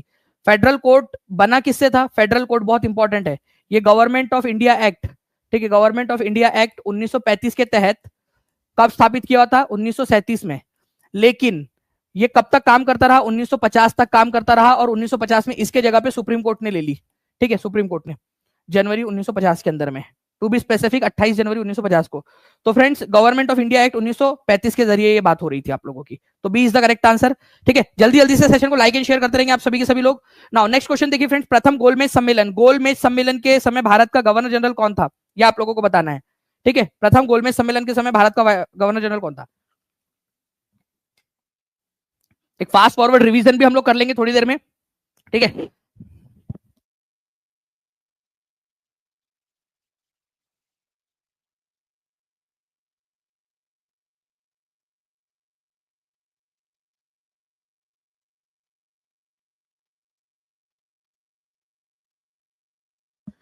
प्रथम गोलमेज सम्मेलन के समय भारत का गवर्नर जनरल कौन था? तो प्रथम गोलमेज सम्मेलन हुआ कब था? प्रथम गोलमेज सम्मेलन हुआ था फ्रेंड्स 1930 के अंदर में, ठीक है। और लॉर्ड इरविन उस समय में भारत के वायसराय थे, लॉर्ड इरविन, ठीक है, लॉर्ड इरविन। तो आंसर आप लोगों का हो जाएगा friends option number C, Lord Irwin. आप लोगों को एक चीज बता दूं फ्रेंड्स की जब भारत के अंदर में साइमन कमीशन का गठन हुआ था उधर में, और साइमन कमीशन भारत के अंदर में भी आया था, उस समय में भी लॉर्ड इरविन ही भारत के वायसराय थे। तो साइमन कमीशन के समय में भारत के वायसराय या गवर्नर जनरल कौन थे? देखिए मैं एक चीज बताना चाहता हूं आप लोगों को, ध्यान से आप लोग समझो, ठीक है। आप लोगों को पता है कि गवर्नर जनरल की जो पोस्ट है उसका नाम बदल के वायसराय कर दिया गया था, ठीक है, वायसराय। अब इसको आप ऐसा समझिए कि क्यों ऐसा बोला जाता है गवर्नर जनरल को वायसराय होने के बाद में भी गवर्नर जनरल। अब मान लो कि आपका जो है, आप पैदा हुए, आपका नाम रख दिया गया, ठीक है, बिट्टू, कि बिट्टू बोल रहे हो आपको लोग, बिट्टू। अब आप बड़े हुए और आपका नाम जो है राजेंद्र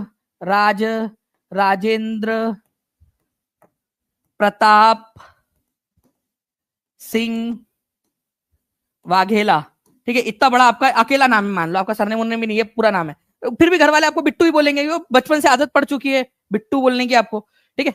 तो जनरली ऑफिशियल नाम तो आपका ये है, लेकिन घर वाले बिट्टू ही बोल रहे हैं। वैसी वाली बात है कि वायसराय नाम रख दिया गया था, लेकिन फिर भी फ्रेंड्स कई सारे जगहों के ऊपर में प्रचलन में गवर्नर जनरल ही था, इसी वजह से गवर्नर जनरल ही बोल दिया जाता है, अदरवाइज ऑफिशियल नाम उसका वायसराय था, ठीक है। तो वायसराय ये याद रखिएगा आप लोग, आंसर हो जाएगा आपका ऑप्शन नंबर, ठीक है, C, Lord Irwin. Now next question की तरफ में हम लोग आगे बढ़ते हैं फ्रेंड्स हमारे, ठीक है। आपको बता दूं कि ये जो सारे कोर्सेस आपको, ये एनिमेटेड वीडियो कोर्सेस आपको फ्री ऑफ कॉस्ट मिलेंगे। आप सोचिए कि आपको एनिमेशन के जरिए सारी महिलाओं के नाम याद हो गए। कितनी महिलाएं अभी एक बार बता देंगे मुझे यहाँ पर में, ठीक है, कितनी महिलाएं हैं अभी यहाँ पर में मौजूद? सारी संविधान के अंदर में केवल 15 महिलाएं थी, उन 15 महिलाओं के नाम, ठीक है, उनके बारे में जानकारी। उसके अलावा आप लोगों को वर्ल्ड हिस्ट्री की पूरी सीरीज मिल जाती है। आप लोग सोचिए कितना मजा आएगा आपको पढ़ने के लिए। उसके बाद में आपको गवर्नर जनरल एंड वायसराय जितने भी है उनके बारे में, आपको इंडियन नेशनल पार्क, आपको आर्ट एंड कल्चर आप लोगों को मिल जाएगा। इसके अलावा बहुत सारी चीजें आपको मिल जाएगी, ठीक है। नाउ निम्नलिखित में से किसने तीनों गोलमेज सम्मेलनों में भाग लिया था, ये बताएंगे आप लोग।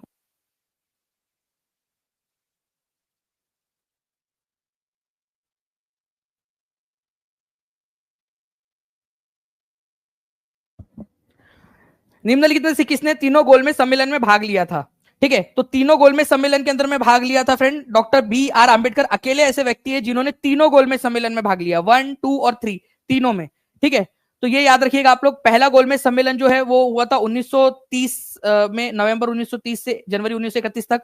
फिर 1931 के अंदर में जो है दूसरा गोलमेज सम्मेलन, और तीसरा गोलमेज सम्मेलन 1932 के अंदर में हुआ था, ठीक है।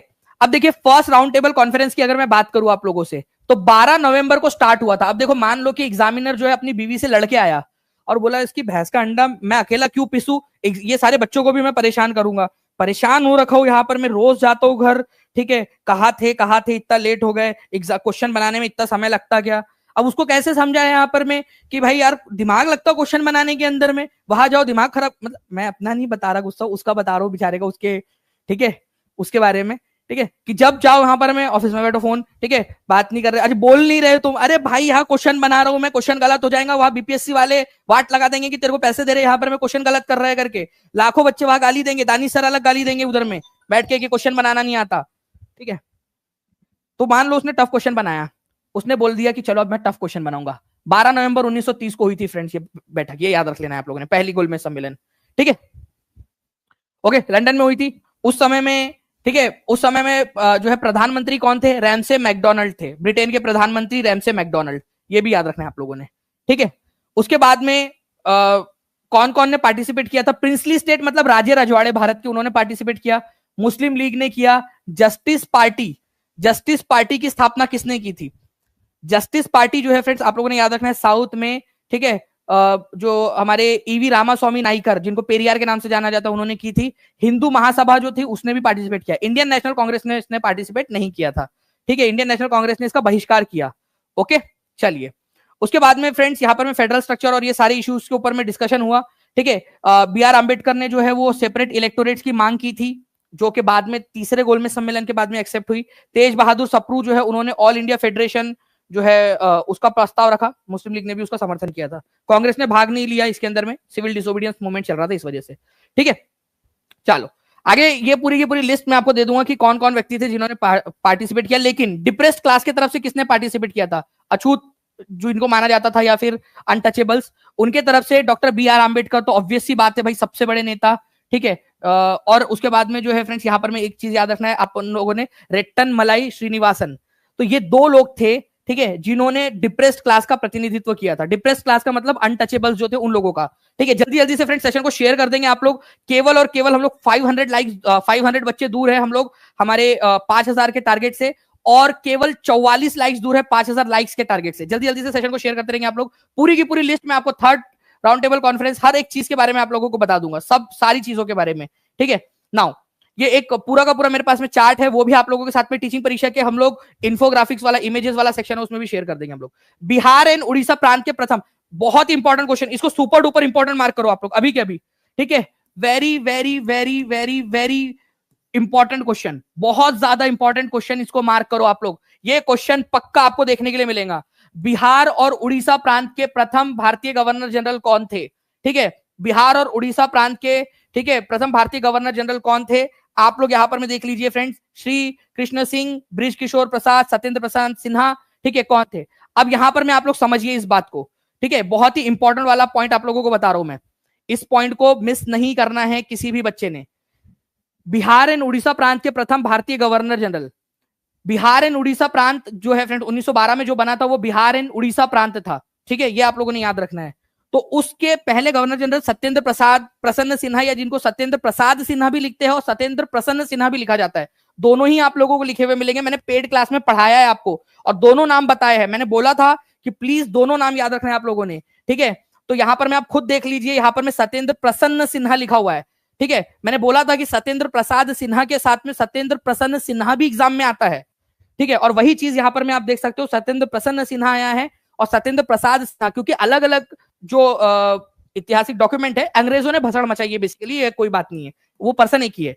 जैसे बंकिम चंद्र चटर्जी और बंकिम चंद्र चट्टोपाध्याय एक ही व्यक्ति है, अंग्रेजों ने लिखते समय भसड़ मचाई है। अब मैं आप लोगों को एक चीज बता रहा हूं फ्रेंड्स, ये कब की बात है, बिहार एंड उड़ीसा प्रांत जब जो है 1912 में जो बना था वो बिहार एंड उड़ीसा प्रांत था, ठीक है। 1912 में बिहार एंड उड़ीसा प्रांत बना था और 1936 तक ये प्रांत रहा। फिर 1936 में बिहार अलग हो गया और उड़ीसा अलग हो गया, लेकिन तब तक तो दोनों सेम ही प्रांत थे ना, उसका नाम ही था बिहार एंड उड़ीसा प्रांत। उसके गवर्नर जो है बने थे, पहली बार कोई भारतीय को बनाया गया था, ये बात है फ्रेंड्स 1919 की, ठीक है। ये भी याद रखना है आप लोगों ने, कब की बात है ये बात 1919 की है, ठीक है। तो ये भी प्लीज इसको याद रख लीजिएगा आप लोग, एग्जाम के अंदर में आप लोगों से पूछा जा सकता है। तो फर्स्ट बात, फिर जो है फ्रेंड्स उससे पहले, ठीक है, ये 1921 की, उसके पहले जो है फ्रेंड्स 2 साल पहले वो एक और जगह पे थे, ठीक है, वो भी क्वेश्चन आपको बता देता हूं। बिहार एंड उड़ीसा प्रांत के प्रथम भारतीय गवर्नर जनरल 1921 के अंदर में सत्येंद्र प्रसन्न सिन्हा। 2-3 चीजें और है मैं बता रहा हूं, ये प्लीज ये पॉइंट आप लोग देख लीजिए। 1919 के अंदर में भारत के लिए अंडर सेक्रेटरी ऑफ स्टेट नियुक्त होकर, देखो अंडर सेक्रेटरी मतलब मंत्री, सेक्रेटरी उधर में सेक्रेटरी ऑफ स्टेट मतलब मंत्री होता है, अंडर सेक्रेटरी ऑफ स्टेट का मतलब उप मंत्री, तो उप मंत्री भी है तो मंत्री तो है ही ना। तो पहली बार अंडर सेक्रेटरी ऑफ स्टेट के रूप में नियुक्त होकर ब्रिटिश मंत्रालय का सदस्य, मतलब ब्रिटेन की सरकार में, यहां नहीं, ब्रिटेन की सरकार में मंत्री बन गए, ब्रिटेन की सरकार में मंत्री बन गए 1919 में। तो पहला कोई भारतीय जो ब्रिटेन की सरकार में मंत्री बना। देखो ब्रिटेन के संसद में सदस्य बने थे दादा भाई नौरोजी, पहले भारतीय, लेकिन ब्रिटेन की सरकार में मंत्री बन गए अगर कोई ऐसा, ठीक है, तो ये आप लोगों ने याद रखना है, सत्येंद्र प्रसन्न सिन्हा थे, ठीक है, पहले व्यक्ति 1919 के अंदर में पहली बार, ठीक है, ब्रिटेन की सरकार में मंत्री। ब्रिटेन की संसद देखिए अलग है, ब्रिटेन की सरकार अलग है। ब्रिटेन की संसद में दादा भाई नौरोजी बने थे पहली बार, लेकिन ब्रिटेन की संसद के अंदर में, ठीक है, सत्येंद्र प्रसन्न सिन्हा। प्लीज इसको याद रख लीजिए, ये भी क्वेश्चन आएगा आप लोगों को।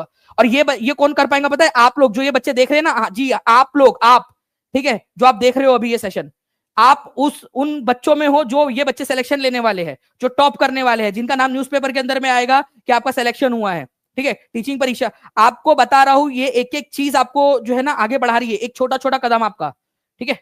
चलिए आगे बढ़ते हैं हम लोग फ्रेंड्स, यहां पर में नेक्स्ट क्वेश्चन की तरफ में। अब यहां पर मैं आप लोग देखिए, फिर मैं रिवाइज कराता हूं, ये तीनों क्वेश्चन हम लोग रिवाइज कर लेंगे, ठीक है। गवर्नर जनरल की कार्यकारी परिषद में, मतलब कि गवर्नर जनरल या फिर वायसराय भी बोला जाता है, आपको पता ही है, मैंने बताया आपको, ठीक है, वो ना नाम में। तो वायसराय की एग्जीक्यूटिव काउंसिल, मतलब कि जो सरकार है भारत के अंदर में, जो अंग्रेजों की सरकार होती थी उसको एग्जीक्यूटिव काउंसिल बोला जाता था। तो गवर्नर जनरल की एग्जीक्यूटिव काउंसिल बोलो या वायसराय की एग्जीक्यूटिव काउंसिल, एक ही बात है। तो गवर्नर जनरल की कार्यकारी परिषद, ठीक है, उसमें पहली बार कोई भारतीय सदस्य बना था, ठीक है, पहली बार। और ये बात है 1909 की, मॉर्ले मिंटो रिफॉर्म्स के तहत ये घोषणा की गई थी कि कोई भारतीय भी बन सकता है, ठीक है। ओके, तो ये भी कौन थे? ये भी सत्येंद्र प्रसन्न सिन्हा थे। मैं आपको बता दूं फ्रेंड्स कि सत्येंद्र प्रसन्न सिन्हा प्रतिभा के धनी, मतलब भगवान ने सब कुछ इन्हीं को दे दिया। ऐसा लगता है यार कि सारा का सारा इन्हीं बांट इन्हीं को दे दिया यार, कुछ बचा ही नहीं है बाकी लोगों के लिए। मतलब ऐसा लग रहा है कि आने वाली 10, 12, 15 पीढ़ियों का सारा इन्हीं को दे दिया था, ठीक है। ये 1915 के अंदर में बॉम्बे अधिवेशन के अंदर में कांग्रेस के अध्यक्ष भी बने थे, इंडियन नेशनल कांग्रेस के अध्यक्ष भी बने थे ये। अरे ये तो छोड़ो, मैं आपको एक और बात बताऊं क्या? किसी को बताओगे तो नहीं आप लोग, ठीक है? आप लोगों को एक और चीज बताता हूं मैं इनके बारे में, आप सोचिए, बताना नहीं किसी को, ठीक है। 1905 के अंदर में, ठीक है, स्टेट के कौन सा स्टेट था? बंगाल प्रांत था, बंगाल। बंगाल स्टेट के ये, ठीक है, एडवोकेट जनरल, एडवोकेट जनरल मतलब कि सरकारी वकील बने थे ये, एडवोकेट जनरल 1905 के अंदर में। 1905 से लेकर 1908 तक ये एडहॉक रूप से, मतलब कि टेम्पररी रूप से बने थे। और 1908 में उनको परमानेंट कर दिया गया था। परमानेंट मतलब सरकारी पद दे दिया गया था। अभी तक वो केवल ऐसे प्राइवेट रूप से काम कर रहे थे एडवोकेट जनरल की पोस्ट के ऊपर में, ठीक है। और 1905 में तो कोई पहला भारतीय, फर्स्ट इंडियन, ये क्वेश्चन बनेगा एग्जामिनर भाई साहब, ये क्वेश्चन बनाना, अगर नहीं बनाए तो देखो फिर तुम, ठीक है, कि मतलब तुम फिर क्वेश्चन सिर्फ उठा रहे हो, नए क्वेश्चन नहीं बना रहे हो एग्जामिनर भाई, ठीक है। पहले बार कोई भारतीय, ठीक है, जो किसी राज्य का एडवोकेट जनरल मतलब सरकारी वकील बना, किसी सरकार का सरकारी वकील बना, ठीक है। 1905 में वो एडहॉक रूप से बने थे। एडहॉक का मतलब होता है आप लोगों का टेम्पररी रूप से बने थे। और 1908 में उनको परमानेंट कर दिया गया था, ठीक है, मतलब सिर्फ सरकारी पद दे दिया गया था कि सरकारी है आपके, ये करके, पहले प्राइवेट थे, ठीक है। ओके, हाँ बताना तो नहीं था, लेकिन अगर वो देख रहा होगा तो बना लेगा ना, ठीक है। तो फर्स्ट इंडियन एडवोकेट जनरल, और कौन से राज्य के? बंगाल के। जल्दी से एक बार हर एक बच्चा जल्दी से सेशन को लाइक कर देगा। 5000 प्लस लाइक्स हो चुके हैं, बहुत बहुत शुक्रिया आप सभी लोगों का फ्रेंड्स, ठीक है। और एक बार शेयर जरूर मार दीजिए, ठीक है, ताकि हम लोग आज हमारा जो टारगेट है उसको कंप्लीट कर सके। नाउ सूरत अधिवेशन, जहां पर मैं भारतीय राष्ट्रीय कांग्रेस में पहली बार फूट हुई थी, कौन सा अधिवेशन था? ठीक है, ये 3-4 क्वेश्चन जो मैंने कराया है आप लोगों को, ठीक है, उसको मैं क्या एक बार करा दूं? जल्दी से बताइएगा आप लोग।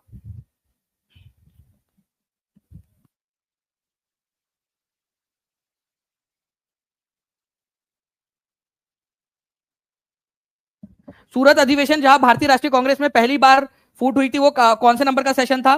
देखिए फ्रेंड्स, ये बहुत ही इंपॉर्टेंट वाला क्वेश्चन है, ये यूपीपीसीएस के एग्जाम के अंदर में आ चुका है। सूरत का बंटवारा हुआ था, सूरत में 1907 में, नरम दल और गरम दल के बीच में बंटवारा। ये 23वें नंबर का सेशन था। पेड क्लास में आप लोगों को बहुत अच्छे से पढ़ाया है मैंने। इसमें क्या था, मॉडरेट लोगों ने अपना उम्मीदवार खड़ा किया था, किसको? रास बिहारी घोष को, ठीक है। और एक्सट्रीमिस्ट लोगों ने अपना उम्मीदवार खड़ा किया था लाला लाजपत राय को। चुनाव कौन जीता था, जल्दी बताएंगे आप लोग, ठीक है। चुनाव कौन जीता? मॉडरेट रास बिहारी घोष। तो सूरत अधिवेशन जब कांग्रेस में बंटवारा हुआ, उस समय अध्यक्ष कौन बने थे? ठीक है, अध्यक्ष कौन नियुक्त हुए थे? रास बिहारी घोष। ये याद रखना है आप लोगों ने, रास बिहारी घोष। इंपॉर्टेंट पॉइंट है, एग्जाम के अंदर में पूछा जाएगा आप लोगों से। 23वें नंबर का था, ठीक है, निर्विवाद रूप से, डोंट वरी, ठीक है। ओके, चलो आगे बढ़ते हम लोग फ्रेंड्स। ब्लैंक लंदन में 1930 से 1932 तक गोल में आयोजित किए गए थे, ताकि यह देखा जा सके कि भारतीय अपने देश का प्रशासन किस प्रकार सर्वोत्तम ढंग से कर सकते हैं। एमपीएससी ग्रुप सी के एग्जाम में आया हुआ, ठीक है। कितनी राउंड टेबल कॉन्फ्रेंस हुई थी, ये बोला जा रहा है बेसिकली 1930 से 1932 के बीच में, ताकि ये देखा जा सके कि भारतीय लोग अपना प्रशासन किस प्रकार से चला सकते हैं। कितनी राउंड टेबल कॉन्फ्रेंस हुई थी, ये आप लोग बता दीजिए। मुझे लगता है कि शायद आप लोग एकदम स्पीड में आंसर लगा सकते हो, सबसे फास्ट आंसर तो आप ही लोग लगा सकते हो, ठीक है। नाउ नेक्स्ट क्वेश्चन जो है फ्रेंड्स, आप लोगों ने लगा दिया होगा। 3 राउंड टेबल कॉन्फ्रेंस हुई थी। 1930 में पहला गोलमेज सम्मेलन कहां आयोजित किया गया था? आसाम में, लाहौर में, यूएसए में, लंदन में। यूपी पुलिस एसआई के अंदर में पूछा गया 2021 में क्वेश्चन, ठीक है। ये पूछा गया था 16 नवंबर 2021 को।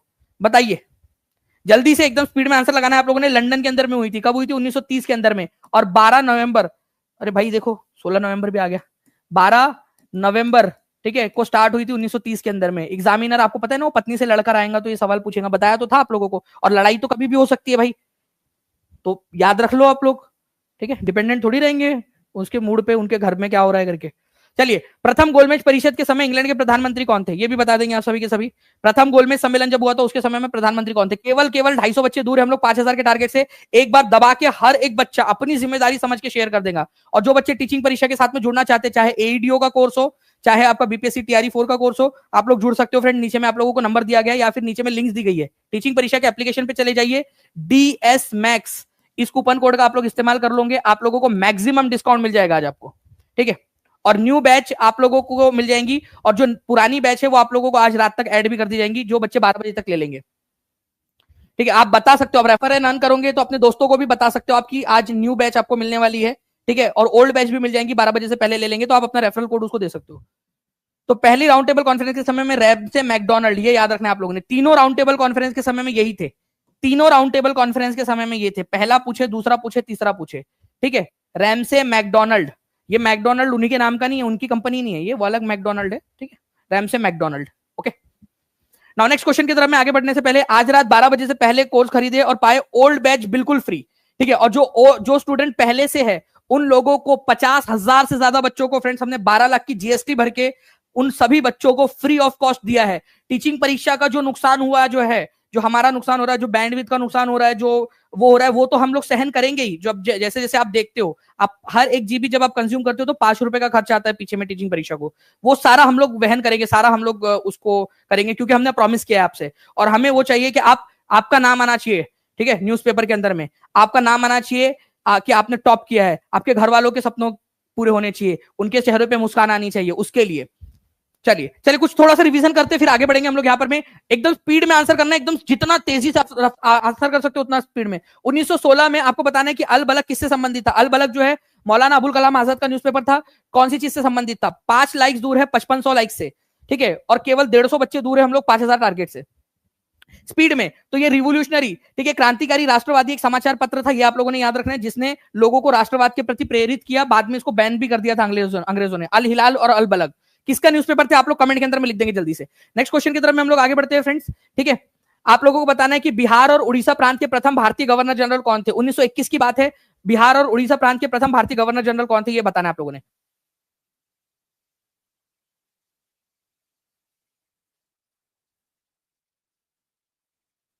बिहार और उड़ीसा प्रांत के प्रथम भारतीय गवर्नर जनरल कौन थे, ये जल्दी से आप लोगों को बताना है। तो बिहार एंड उड़ीसा प्रांत के प्रथम गवर्नर जनरल थे फ्रेंड्स यहाँ पर में सत्येंद्र प्रसन्न सिन्हा 1921 के अंदर में। और देखिए यहाँ पर गवर्नर बनने का पद उनको गौरव हासिल हुआ। आप सोचिए कितनी बड़ी बात है ये, ठीक है। चलिए आगे बढ़ते हैं फ्रेंड्स। 1919 में भारत के लिए अंडर सेक्रेटरी ऑफ स्टेट नियुक्त होकर ब्रिटेन की संसद में जाके मंत्री बन गए भाई, ठीक है, ब्रिटेन की संसद के अंदर में, ठीक है। 11th-12th वाले कैसे पढ़ सकते हैं? 11th-12th वालों के लिए देखिए जीएस का कोर्स है, ठीक है। जीएस का कोर्स आप लोगों का फुल जीएस कोर्स भी अवेलेबल है, ठीक है। उसमें आप कर सकते हो। आप लोगों का जो 40 नंबर का जो जीएस आता है ना, उसमें वो कवर हो जाएगा। तो अगर आप टीचिंग परीक्षा के साथ पढ़ना चाहते हो तो आप उसके अंदर में कर सकते हैं, ठीक है। चलिए नाउ फ्रेंड्स, यहाँ पर मैं ब्रिटिश मंत्रालय का सदस्य बनने के लिए पहले भारतीय कौन थे? सत्येंद्र प्रसन्न सिन्हा थे 1900, ठीक है, 21 के अंदर में, ये 1919 के अंदर में, ठीक है। ब्रिटेन की संसद में मंत्री बन गए थे, ब्रिटेन की पार्लियामेंट में ब्रिटेन की सरकार में मंत्री बन गए थे। गवर्नर जनरल की कार्यकारी परिषद में प्रथम भारतीय सदस्य कौन बने थे? 1909 में, ठीक है। गवर्नर जनरल की कार्यकारी परिषद या वायसराय की कार्यकारी परिषद के अंदर में मंत्री बनने का सौभाग्य भारत के अंदर में किसको मिला था?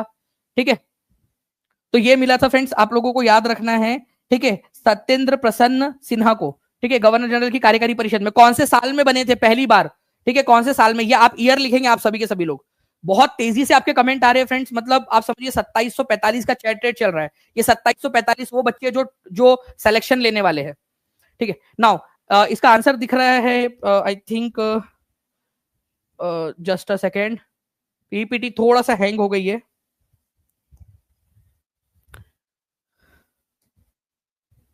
चलिए तब तक आप लोग इसका आंसर करिए फ्रेंड्स। यहां पर में आपको बताना है कि 24 अप्रैल 2025 को, ठीक है, पंचायती राज डे कहां मनाया गया? मधुबनी डिस्ट्रिक्ट के अंदर में। आपको बताना है कि वहां की जो वुमेन सरपंच थी उनको नेशनल पंचायत अवार्ड 2025 से सम्मानित किया गया। कौन सी पंचायत है ये? ठीक है, जल्दी जल्दी से बताएंगे आप सभी के सभी लोग। अरे कहा गई भाई पीपीटी हमारी? जस्ट अ सेकंड, आप लोग जो है फ्रेंड्स आंसर करते रहेंगे यहाँ पर मैं जल्दी जल्दी से। चलिए आप लोग आंसर करिए जल्दी जल्दी से, मैं आप लोगों के लिए फ्रेंड्स वो पूरा वापस से लगा रहा हूँ। ठीक है, कोई कोई भी ये चीज हम लोगों को ये प्रैक्टिस करने से और ये सारी चीजों से रोक नहीं सकती। ये टेक्निकल प्रॉब्लम्स है, ये चेक कर रही है कि कौन बच्चे जो है वो करने वाले हैं, कौन मेहनती बच्चे, कौन मेहनती बच्चे नहीं है। ठीक है, ये सारी चीजें चेक हो रही है यहाँ पर में भी। तो ठीक है, हम लोग भी इससे इन सारी चीजों से अच्छे से लड़ेंगे। ठीक है टीम, प्लीज मुझे एक बार स्लाइड नंबर बता दीजिएगा प्लीज।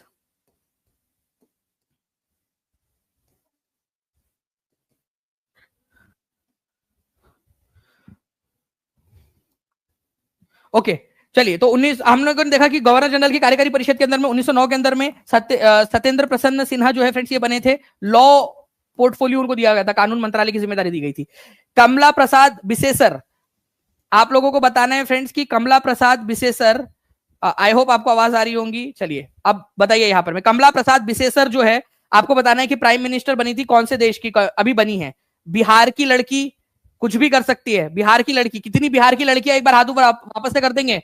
ठीक है, लड़कियां है, कहीं की भी है लड़की, लेकिन लड़की है। देखिए क्या कर सकती है कमला प्रसाद बिसेसर, विदेश में जो है एक देश के अंदर में, और उस देश की राजधानी भी बता दीजिए। टीचिंग परीक्षा के पेड कोर्स में मैंने पूरा पढ़ाया है आप लोगों को, करेंसी एंड कैपिटल में। ठीक है, त्रिनिदाद एंड टोबैगो, इसकी राजधानी है port of Spain. Port of, Atlantic ocean के अंदर में एक जो है देश है त्रिनिदाद एंड टोबैगो। ठीक है, तो आंसर इसका ऑप्शन नंबर सी हो जाएगा। तो बक्सर जिले कहां से बिलोंग करती है, वेरी इंपॉर्टेंट क्वेश्चन। ठीक है, हाल ही में तुम्हारे चचा की लड़की कमला प्रसाद बिसेसर, ठीक है, त्रिनिदाद एंड टोबैगो की प्रधानमंत्री बनी है। इससे पहले भी बनी थी वो 2010 में। 2010 में जब बनी थी तो पहली महिला बनी थी, फिर वापस से फिर से चुनी गई। तो बक्सर जिले की है, भेलूपुर नाम की जगह से, उनके पैतृक गांव है यहाँ पर में भेलूपुर के अंदर में। इसको भी याद रखना है आप लोगों ने, इंपॉर्टेंट पॉइंट एग्जाम के अंदर में आप लोगों से पूछ सकते हैं।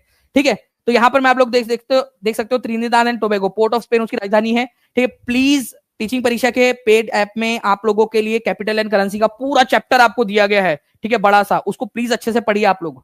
ठीक है, अब इस क्वेश्चन को आप लोग खुद से पढ़ेंगे और खुद से आंसर करेंगे स्पीड में, जल्दी से।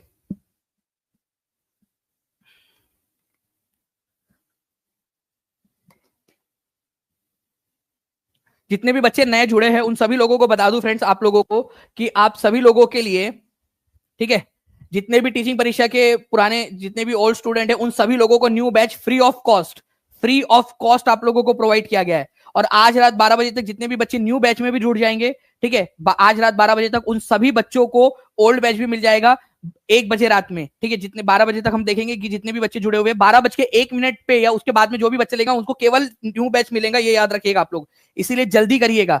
और DS मैक्स, इस कूपन कोड का आप इस्तेमाल कर सकते हो सबसे ज्यादा डिस्काउंट के लिए, DS मैक्स। ठीक है, नाउ तो आप लोगों का जो फ्रेंड्स यहाँ पर में आंसर है वो क्या हो जाएगा। ठीक है, मोतीपुर पंचायत है, कहाँ की है, ठीक है, मधुबनी डिस्ट्रिक्ट की मोतीपुर पंचायत। आपका आया था ना कि पंचायत राज दिवस कहाँ मनाया गया, इस बार क्वेश्चन में भी आया था अभी BPSC 4 में, 71वीं BPSC में। Who was appointed as chief electoral officer of Bihar, chief electoral officer of Bihar. ठीक है,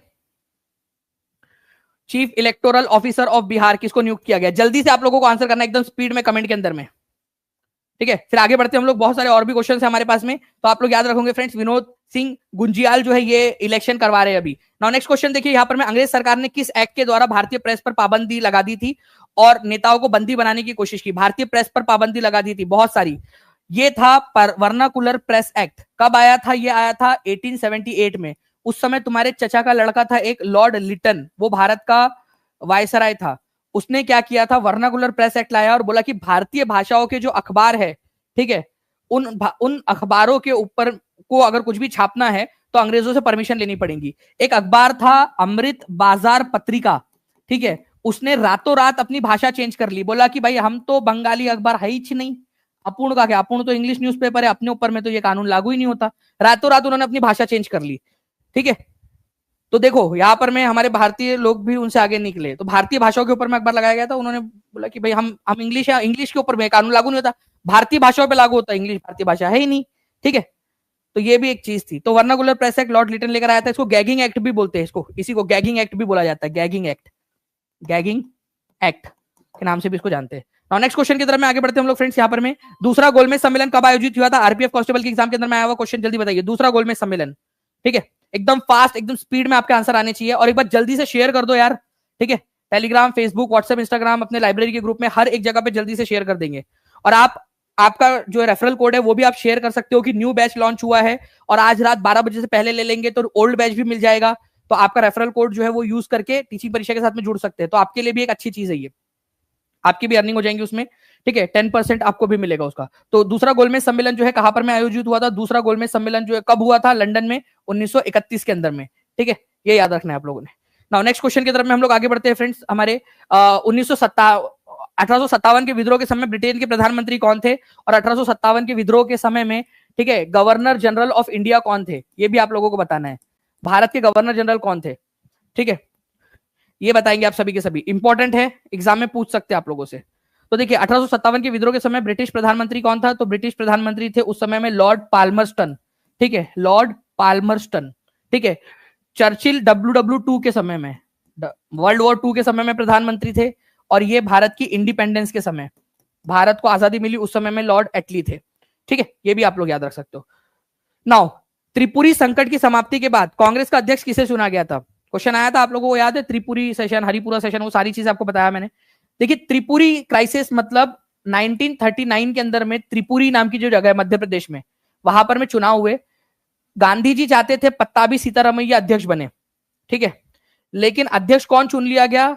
ठीक है, अध्यक्ष चुन लिए गए सुभाष चंद्र बोस। तो सुभाष चंद्र बोस ने इस्तीफा दे दिया था क्योंकि अध्यक्ष चुने जाने के बाद में भी उनको जो है मिल नहीं रही थी, वो जो उनको काम करना था वो सारी काम की परमिशन वगैरह नहीं मिल रही थी, समर्थन नहीं मिल रहा था, तो उन्होंने इस्तीफा दे दिया और उनके जगह पे राजेंद्र प्रसाद जी को जो है वो अध्यक्ष बनाया गया था।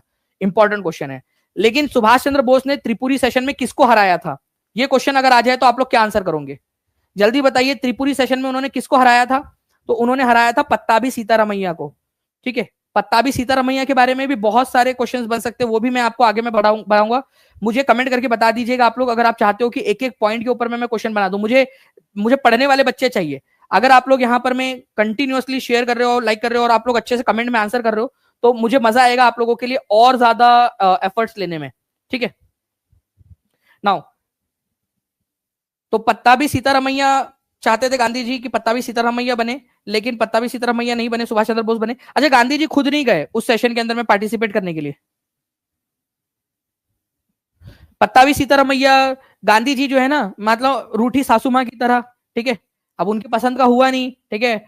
सुबह वो चाहते थे कि कांग्रेस जो है वो किससे शादी करे, ठीक है, उनका लड़का कांग्रेस पत्ताभी सीतारामैया से, लेकिन उनके लड़के कांग्रेस ने सुभाष चंद्र बोस से शादी करी, तो वो गए ही नहीं उसके अंदर में शादी में, ठीक है। जैसे होता है ना वो गोद भराई वगैरह के अंदर में वो नहीं गई, अपने एक प्रतिनिधि को, गोविंद वल्लभ पंत को उन्होंने भेज दिया था। तो मतलब त्रिपुरी सेशन में गांधी जी गए ही नहीं, गांधी जी ने गोविंद वल्लभ पंत को भेजा था।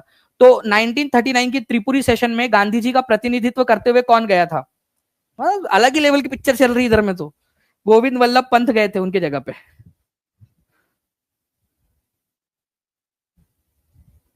ठीक है। गांधी जी में भी ना बढ़िया वाली महिलाओं वाली, मतलब वो सासू माँ टाइप की वाली हरकतें थी उनमें भी, अलग ही प्रकार की। यार गांधी जी तुम भी ना। 1937 में बिहार में पहला भारतीय मंत्रालय किसके नेतृत्व में अस्तित्व में आया था? 1937 में पहला भारतीय मंत्रालय, 1937 में आप लोगों को पता है फ्रेंड चुनाव हुए 1935 के तहत, गवर्नमेंट ऑफ इंडिया एक्ट 1935 में बोला गया चुनाव होंगे। कांग्रेस सबसे बड़ी पार्टी बनी थी, ठीक है, लेकिन फिर भी कांग्रेस ने मंत्रालय नहीं लिया, ठीक है। तो कांग्रेस की जगह पे मोहम्मद यूनुस जो थे उनके नेतृत्व में पहली सरकार बनी थी, ठीक है। ये भी आप लोगों ने याद रखना है। तो ये एक इंपॉर्टेंट पॉइंट है आप लोगों का, जो एग्जाम के अंदर में आप लोगों से पूछा जा सकता है। ओके, तो 3 इज द करेक्ट आंसर, ठीक है, barrister Mohammad Yunus. Okay, now Gandhi ji के निम्नलिखित में से किस जीवनीकार ने लिखा है असहयोग भारत और गांधी जी के जीवन में एक युग का नाम बन गया? ये एक उन्होंने अपना स्टेटमेंट दिया था बेसिकली, बताइए जल्दी जल्दी से।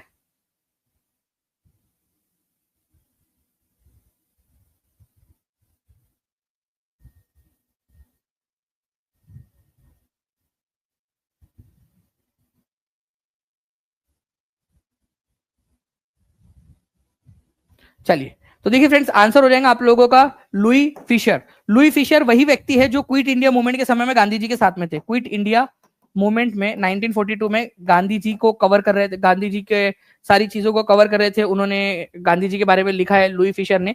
तो असहयोग मतलब अंग्रेजों के साथ में सहयोग नहीं करना, ये गांधी जी के जीवन, ठीक है, में एक युग का नाम बन गया, गांधी जी के युग का नाम बन गया कि भाई गांधी जी ने असहयोग किया है अंग्रेजों के साथ में, ये लुई फिशर ने लिखा है।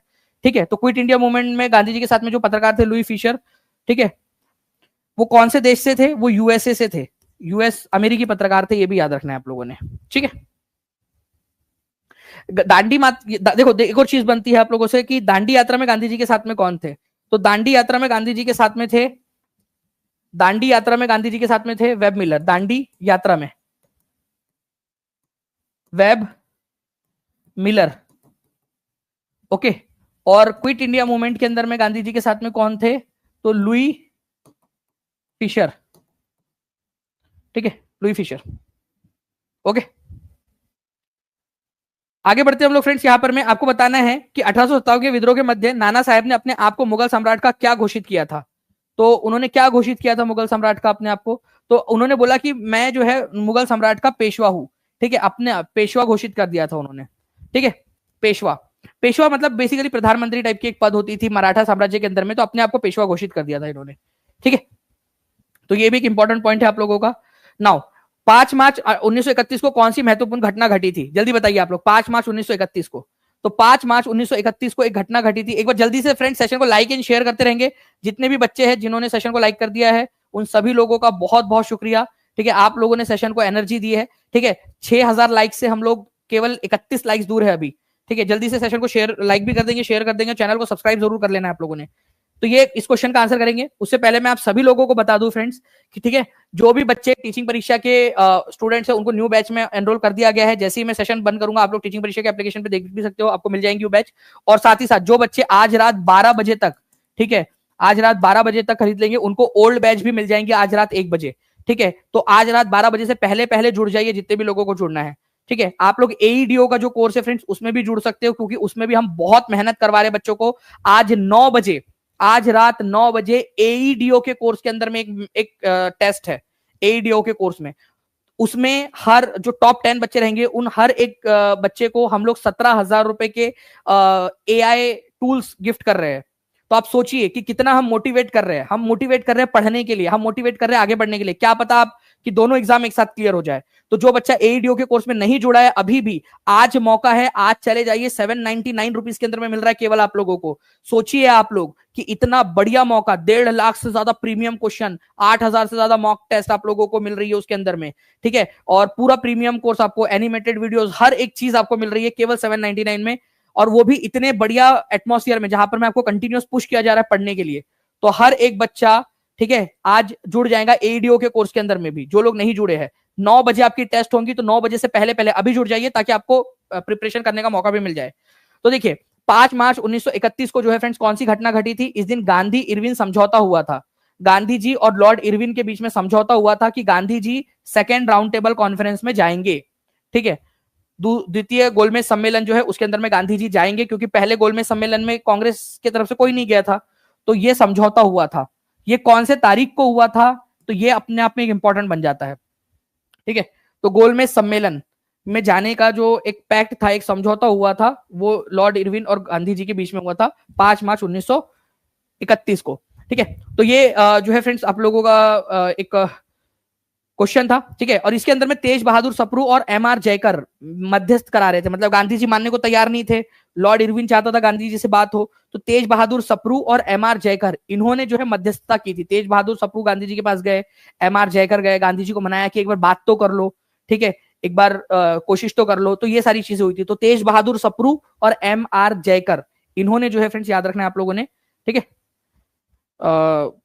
किया, कांग्रेस को मोटिवेट किया। फिर बाद में जवाहरलाल नेहरू और जो मोतीलाल नेहरू थे उस समय में, वो लोग गए गांधी जी से मिले यरवड़ा जेल के अंदर में, और उनको बोला कि ऐसा ऐसा प्रस्ताव आया है।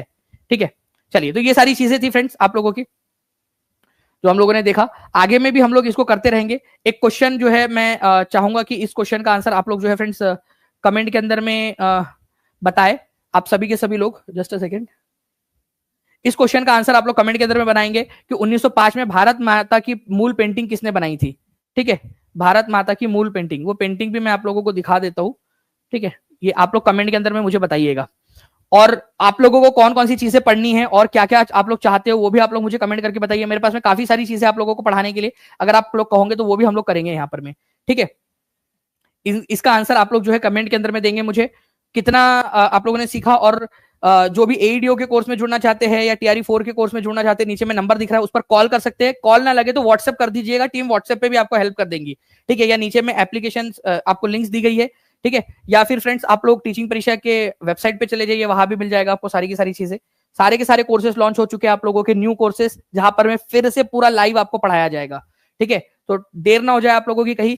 इंपॉर्टेंट नोट आप लोगों का, ओल्ड स्टूडेंट्स को न्यू बैच का एक्सेस मिल गया है, तो कॉन्ग्रेचुलेशन आपको, ठीक है। लाखों रुपए का नुकसान उठा के टीचिंग परीक्षा आप लोगों के लिए कर रहा है, ठीक है। तो पढ़ना है, अच्छे से आगे बढ़ना है। टीचिंग परीक्षा अपने स्टूडेंट्स के साथ में हमेशा रहता है। मैंने कहा है कि जो बच्चा टीचिंग परीक्षा से पढ़ के जो है टॉप 100 के अंदर में आएगा, उसकी 200% फीस रिफंड कर दूंगा, ठीक है। उसके बाद में इतनी सारी चीजें मिल रही है आप लोगों को, सारी की सारी चीजें। तो 10,000 मॉक टेस्ट, 10 लाख से ज्यादा क्वेश्चंस का पास फ्री आपको मिल रहा है, टेस्ट पास, ठीक है। ये जो टेस्ट पास है आपका, ये आपको फ्री ऑफ कॉस्ट मिल रहा है, टीचिंग परीक्षा आप लोगों को दे रहा है, ओके। चलिए, तो आप रेफर एंड अर्न भी कर सकते हो, इतनी सारी चीजें हैं आप लोगों के पास में। रेफर एंड अर्न आप लोग कर लीजिए। 12 बजे से पहले जो लोग खरीदना चाहते हैं उनको ओल्ड बैच फ्री मिल जाएंगी रात के 1 बजे, ठीक है। और जो बच्चे टीचिंग परीक्षा के पेड कोर्स से पढ़े हुए होंगे और टॉप करेंगे, तो उन लोगों का न्यूज़पेपर के अंदर में भी हम लोग उनका नाम और फोटो प्रकाशित करेंगे, ठीक है। चलिए, तो आंसर आप लोग करते रहिएगा। मिलते हैं हम लोग फ्रेंड नेक्स्ट क्वेश्चन के अंदर में, ठीक है। इस सेशन को जहां भी शेयर कर सकते हो शेयर कर दीजिए। आप लोग रेफर एंड अर्न जो है वो कर सकते हो। मैंने बताया है कि रेफर एंड अर्न आप कैसे किस तरीके से कर सकते हो, ओके। और एईडीओ के कोर्स में जुड़ जाइएगा, 799 का ही है, और आप लोगों को आज रात में टेस्ट देने का मौका भी मिल जाएगा, ठीक है। चलो, thank you very much, take care and bye, God bless you all, thank you very much. एक बार नंबर दिखा दीजिए टीम प्लीज, ताकि कोई बच्चे को अगर नंबर चाहिए होगा तो नंबर देख सके। जी हाँ, नंबर आप देख सकते हो, कॉल भी कर सकते हो, व्हाट्सएप भी कर सकते हो। अगर कॉल ना लगे ना, कॉल ज्यादा लेट, क्योंकि बहुत सारे बच्चे कॉल कर रहे होंगे, तो आप व्हाट्सएप कर दीजिएगा, टीम तुरंत रिप्लाई कर देंगे आपका, ठीक है। Thank you.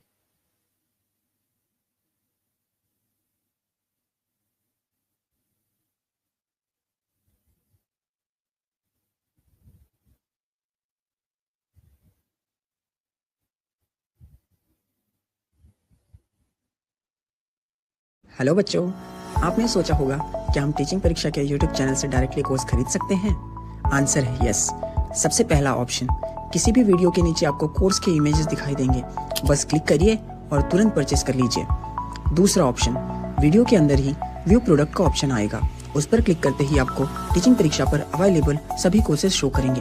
यहाँ पर आप देख पा रहे होंगे नीचे एग्जाम कैटेगरी वाइज फोल्डर भी बने हुए हैं, BPSC, TRE, DSSB, CTET. In folder पर क्लिक करते ही आप उस एग्जाम से रिलेटेड सभी कोर्सेज देख पाएंगे। अब मान लीजिए आप बीपीएससी एईडीओ का कोर्स लेना चाहते हैं, नीचे स्क्रॉल करके आपको बाय नाउ और कॉल नाउ दोनों ऑप्शन मिलेंगे। डायरेक्ट खरीदना है तो बाय नाउ पर क्लिक करो, जानकारी चाहिए तो कॉल नाउ के बटन पर क्लिक करके हमारी टीम से कनेक्ट हो जाओ। बस बाय नाउ पर क्लिक करो, अपना फोन नंबर पे से लॉगिन करो, पेमेंट कंप्लीट करो और आपका एनरोलमेंट तुरंत हो जाएगा। Thank you so much.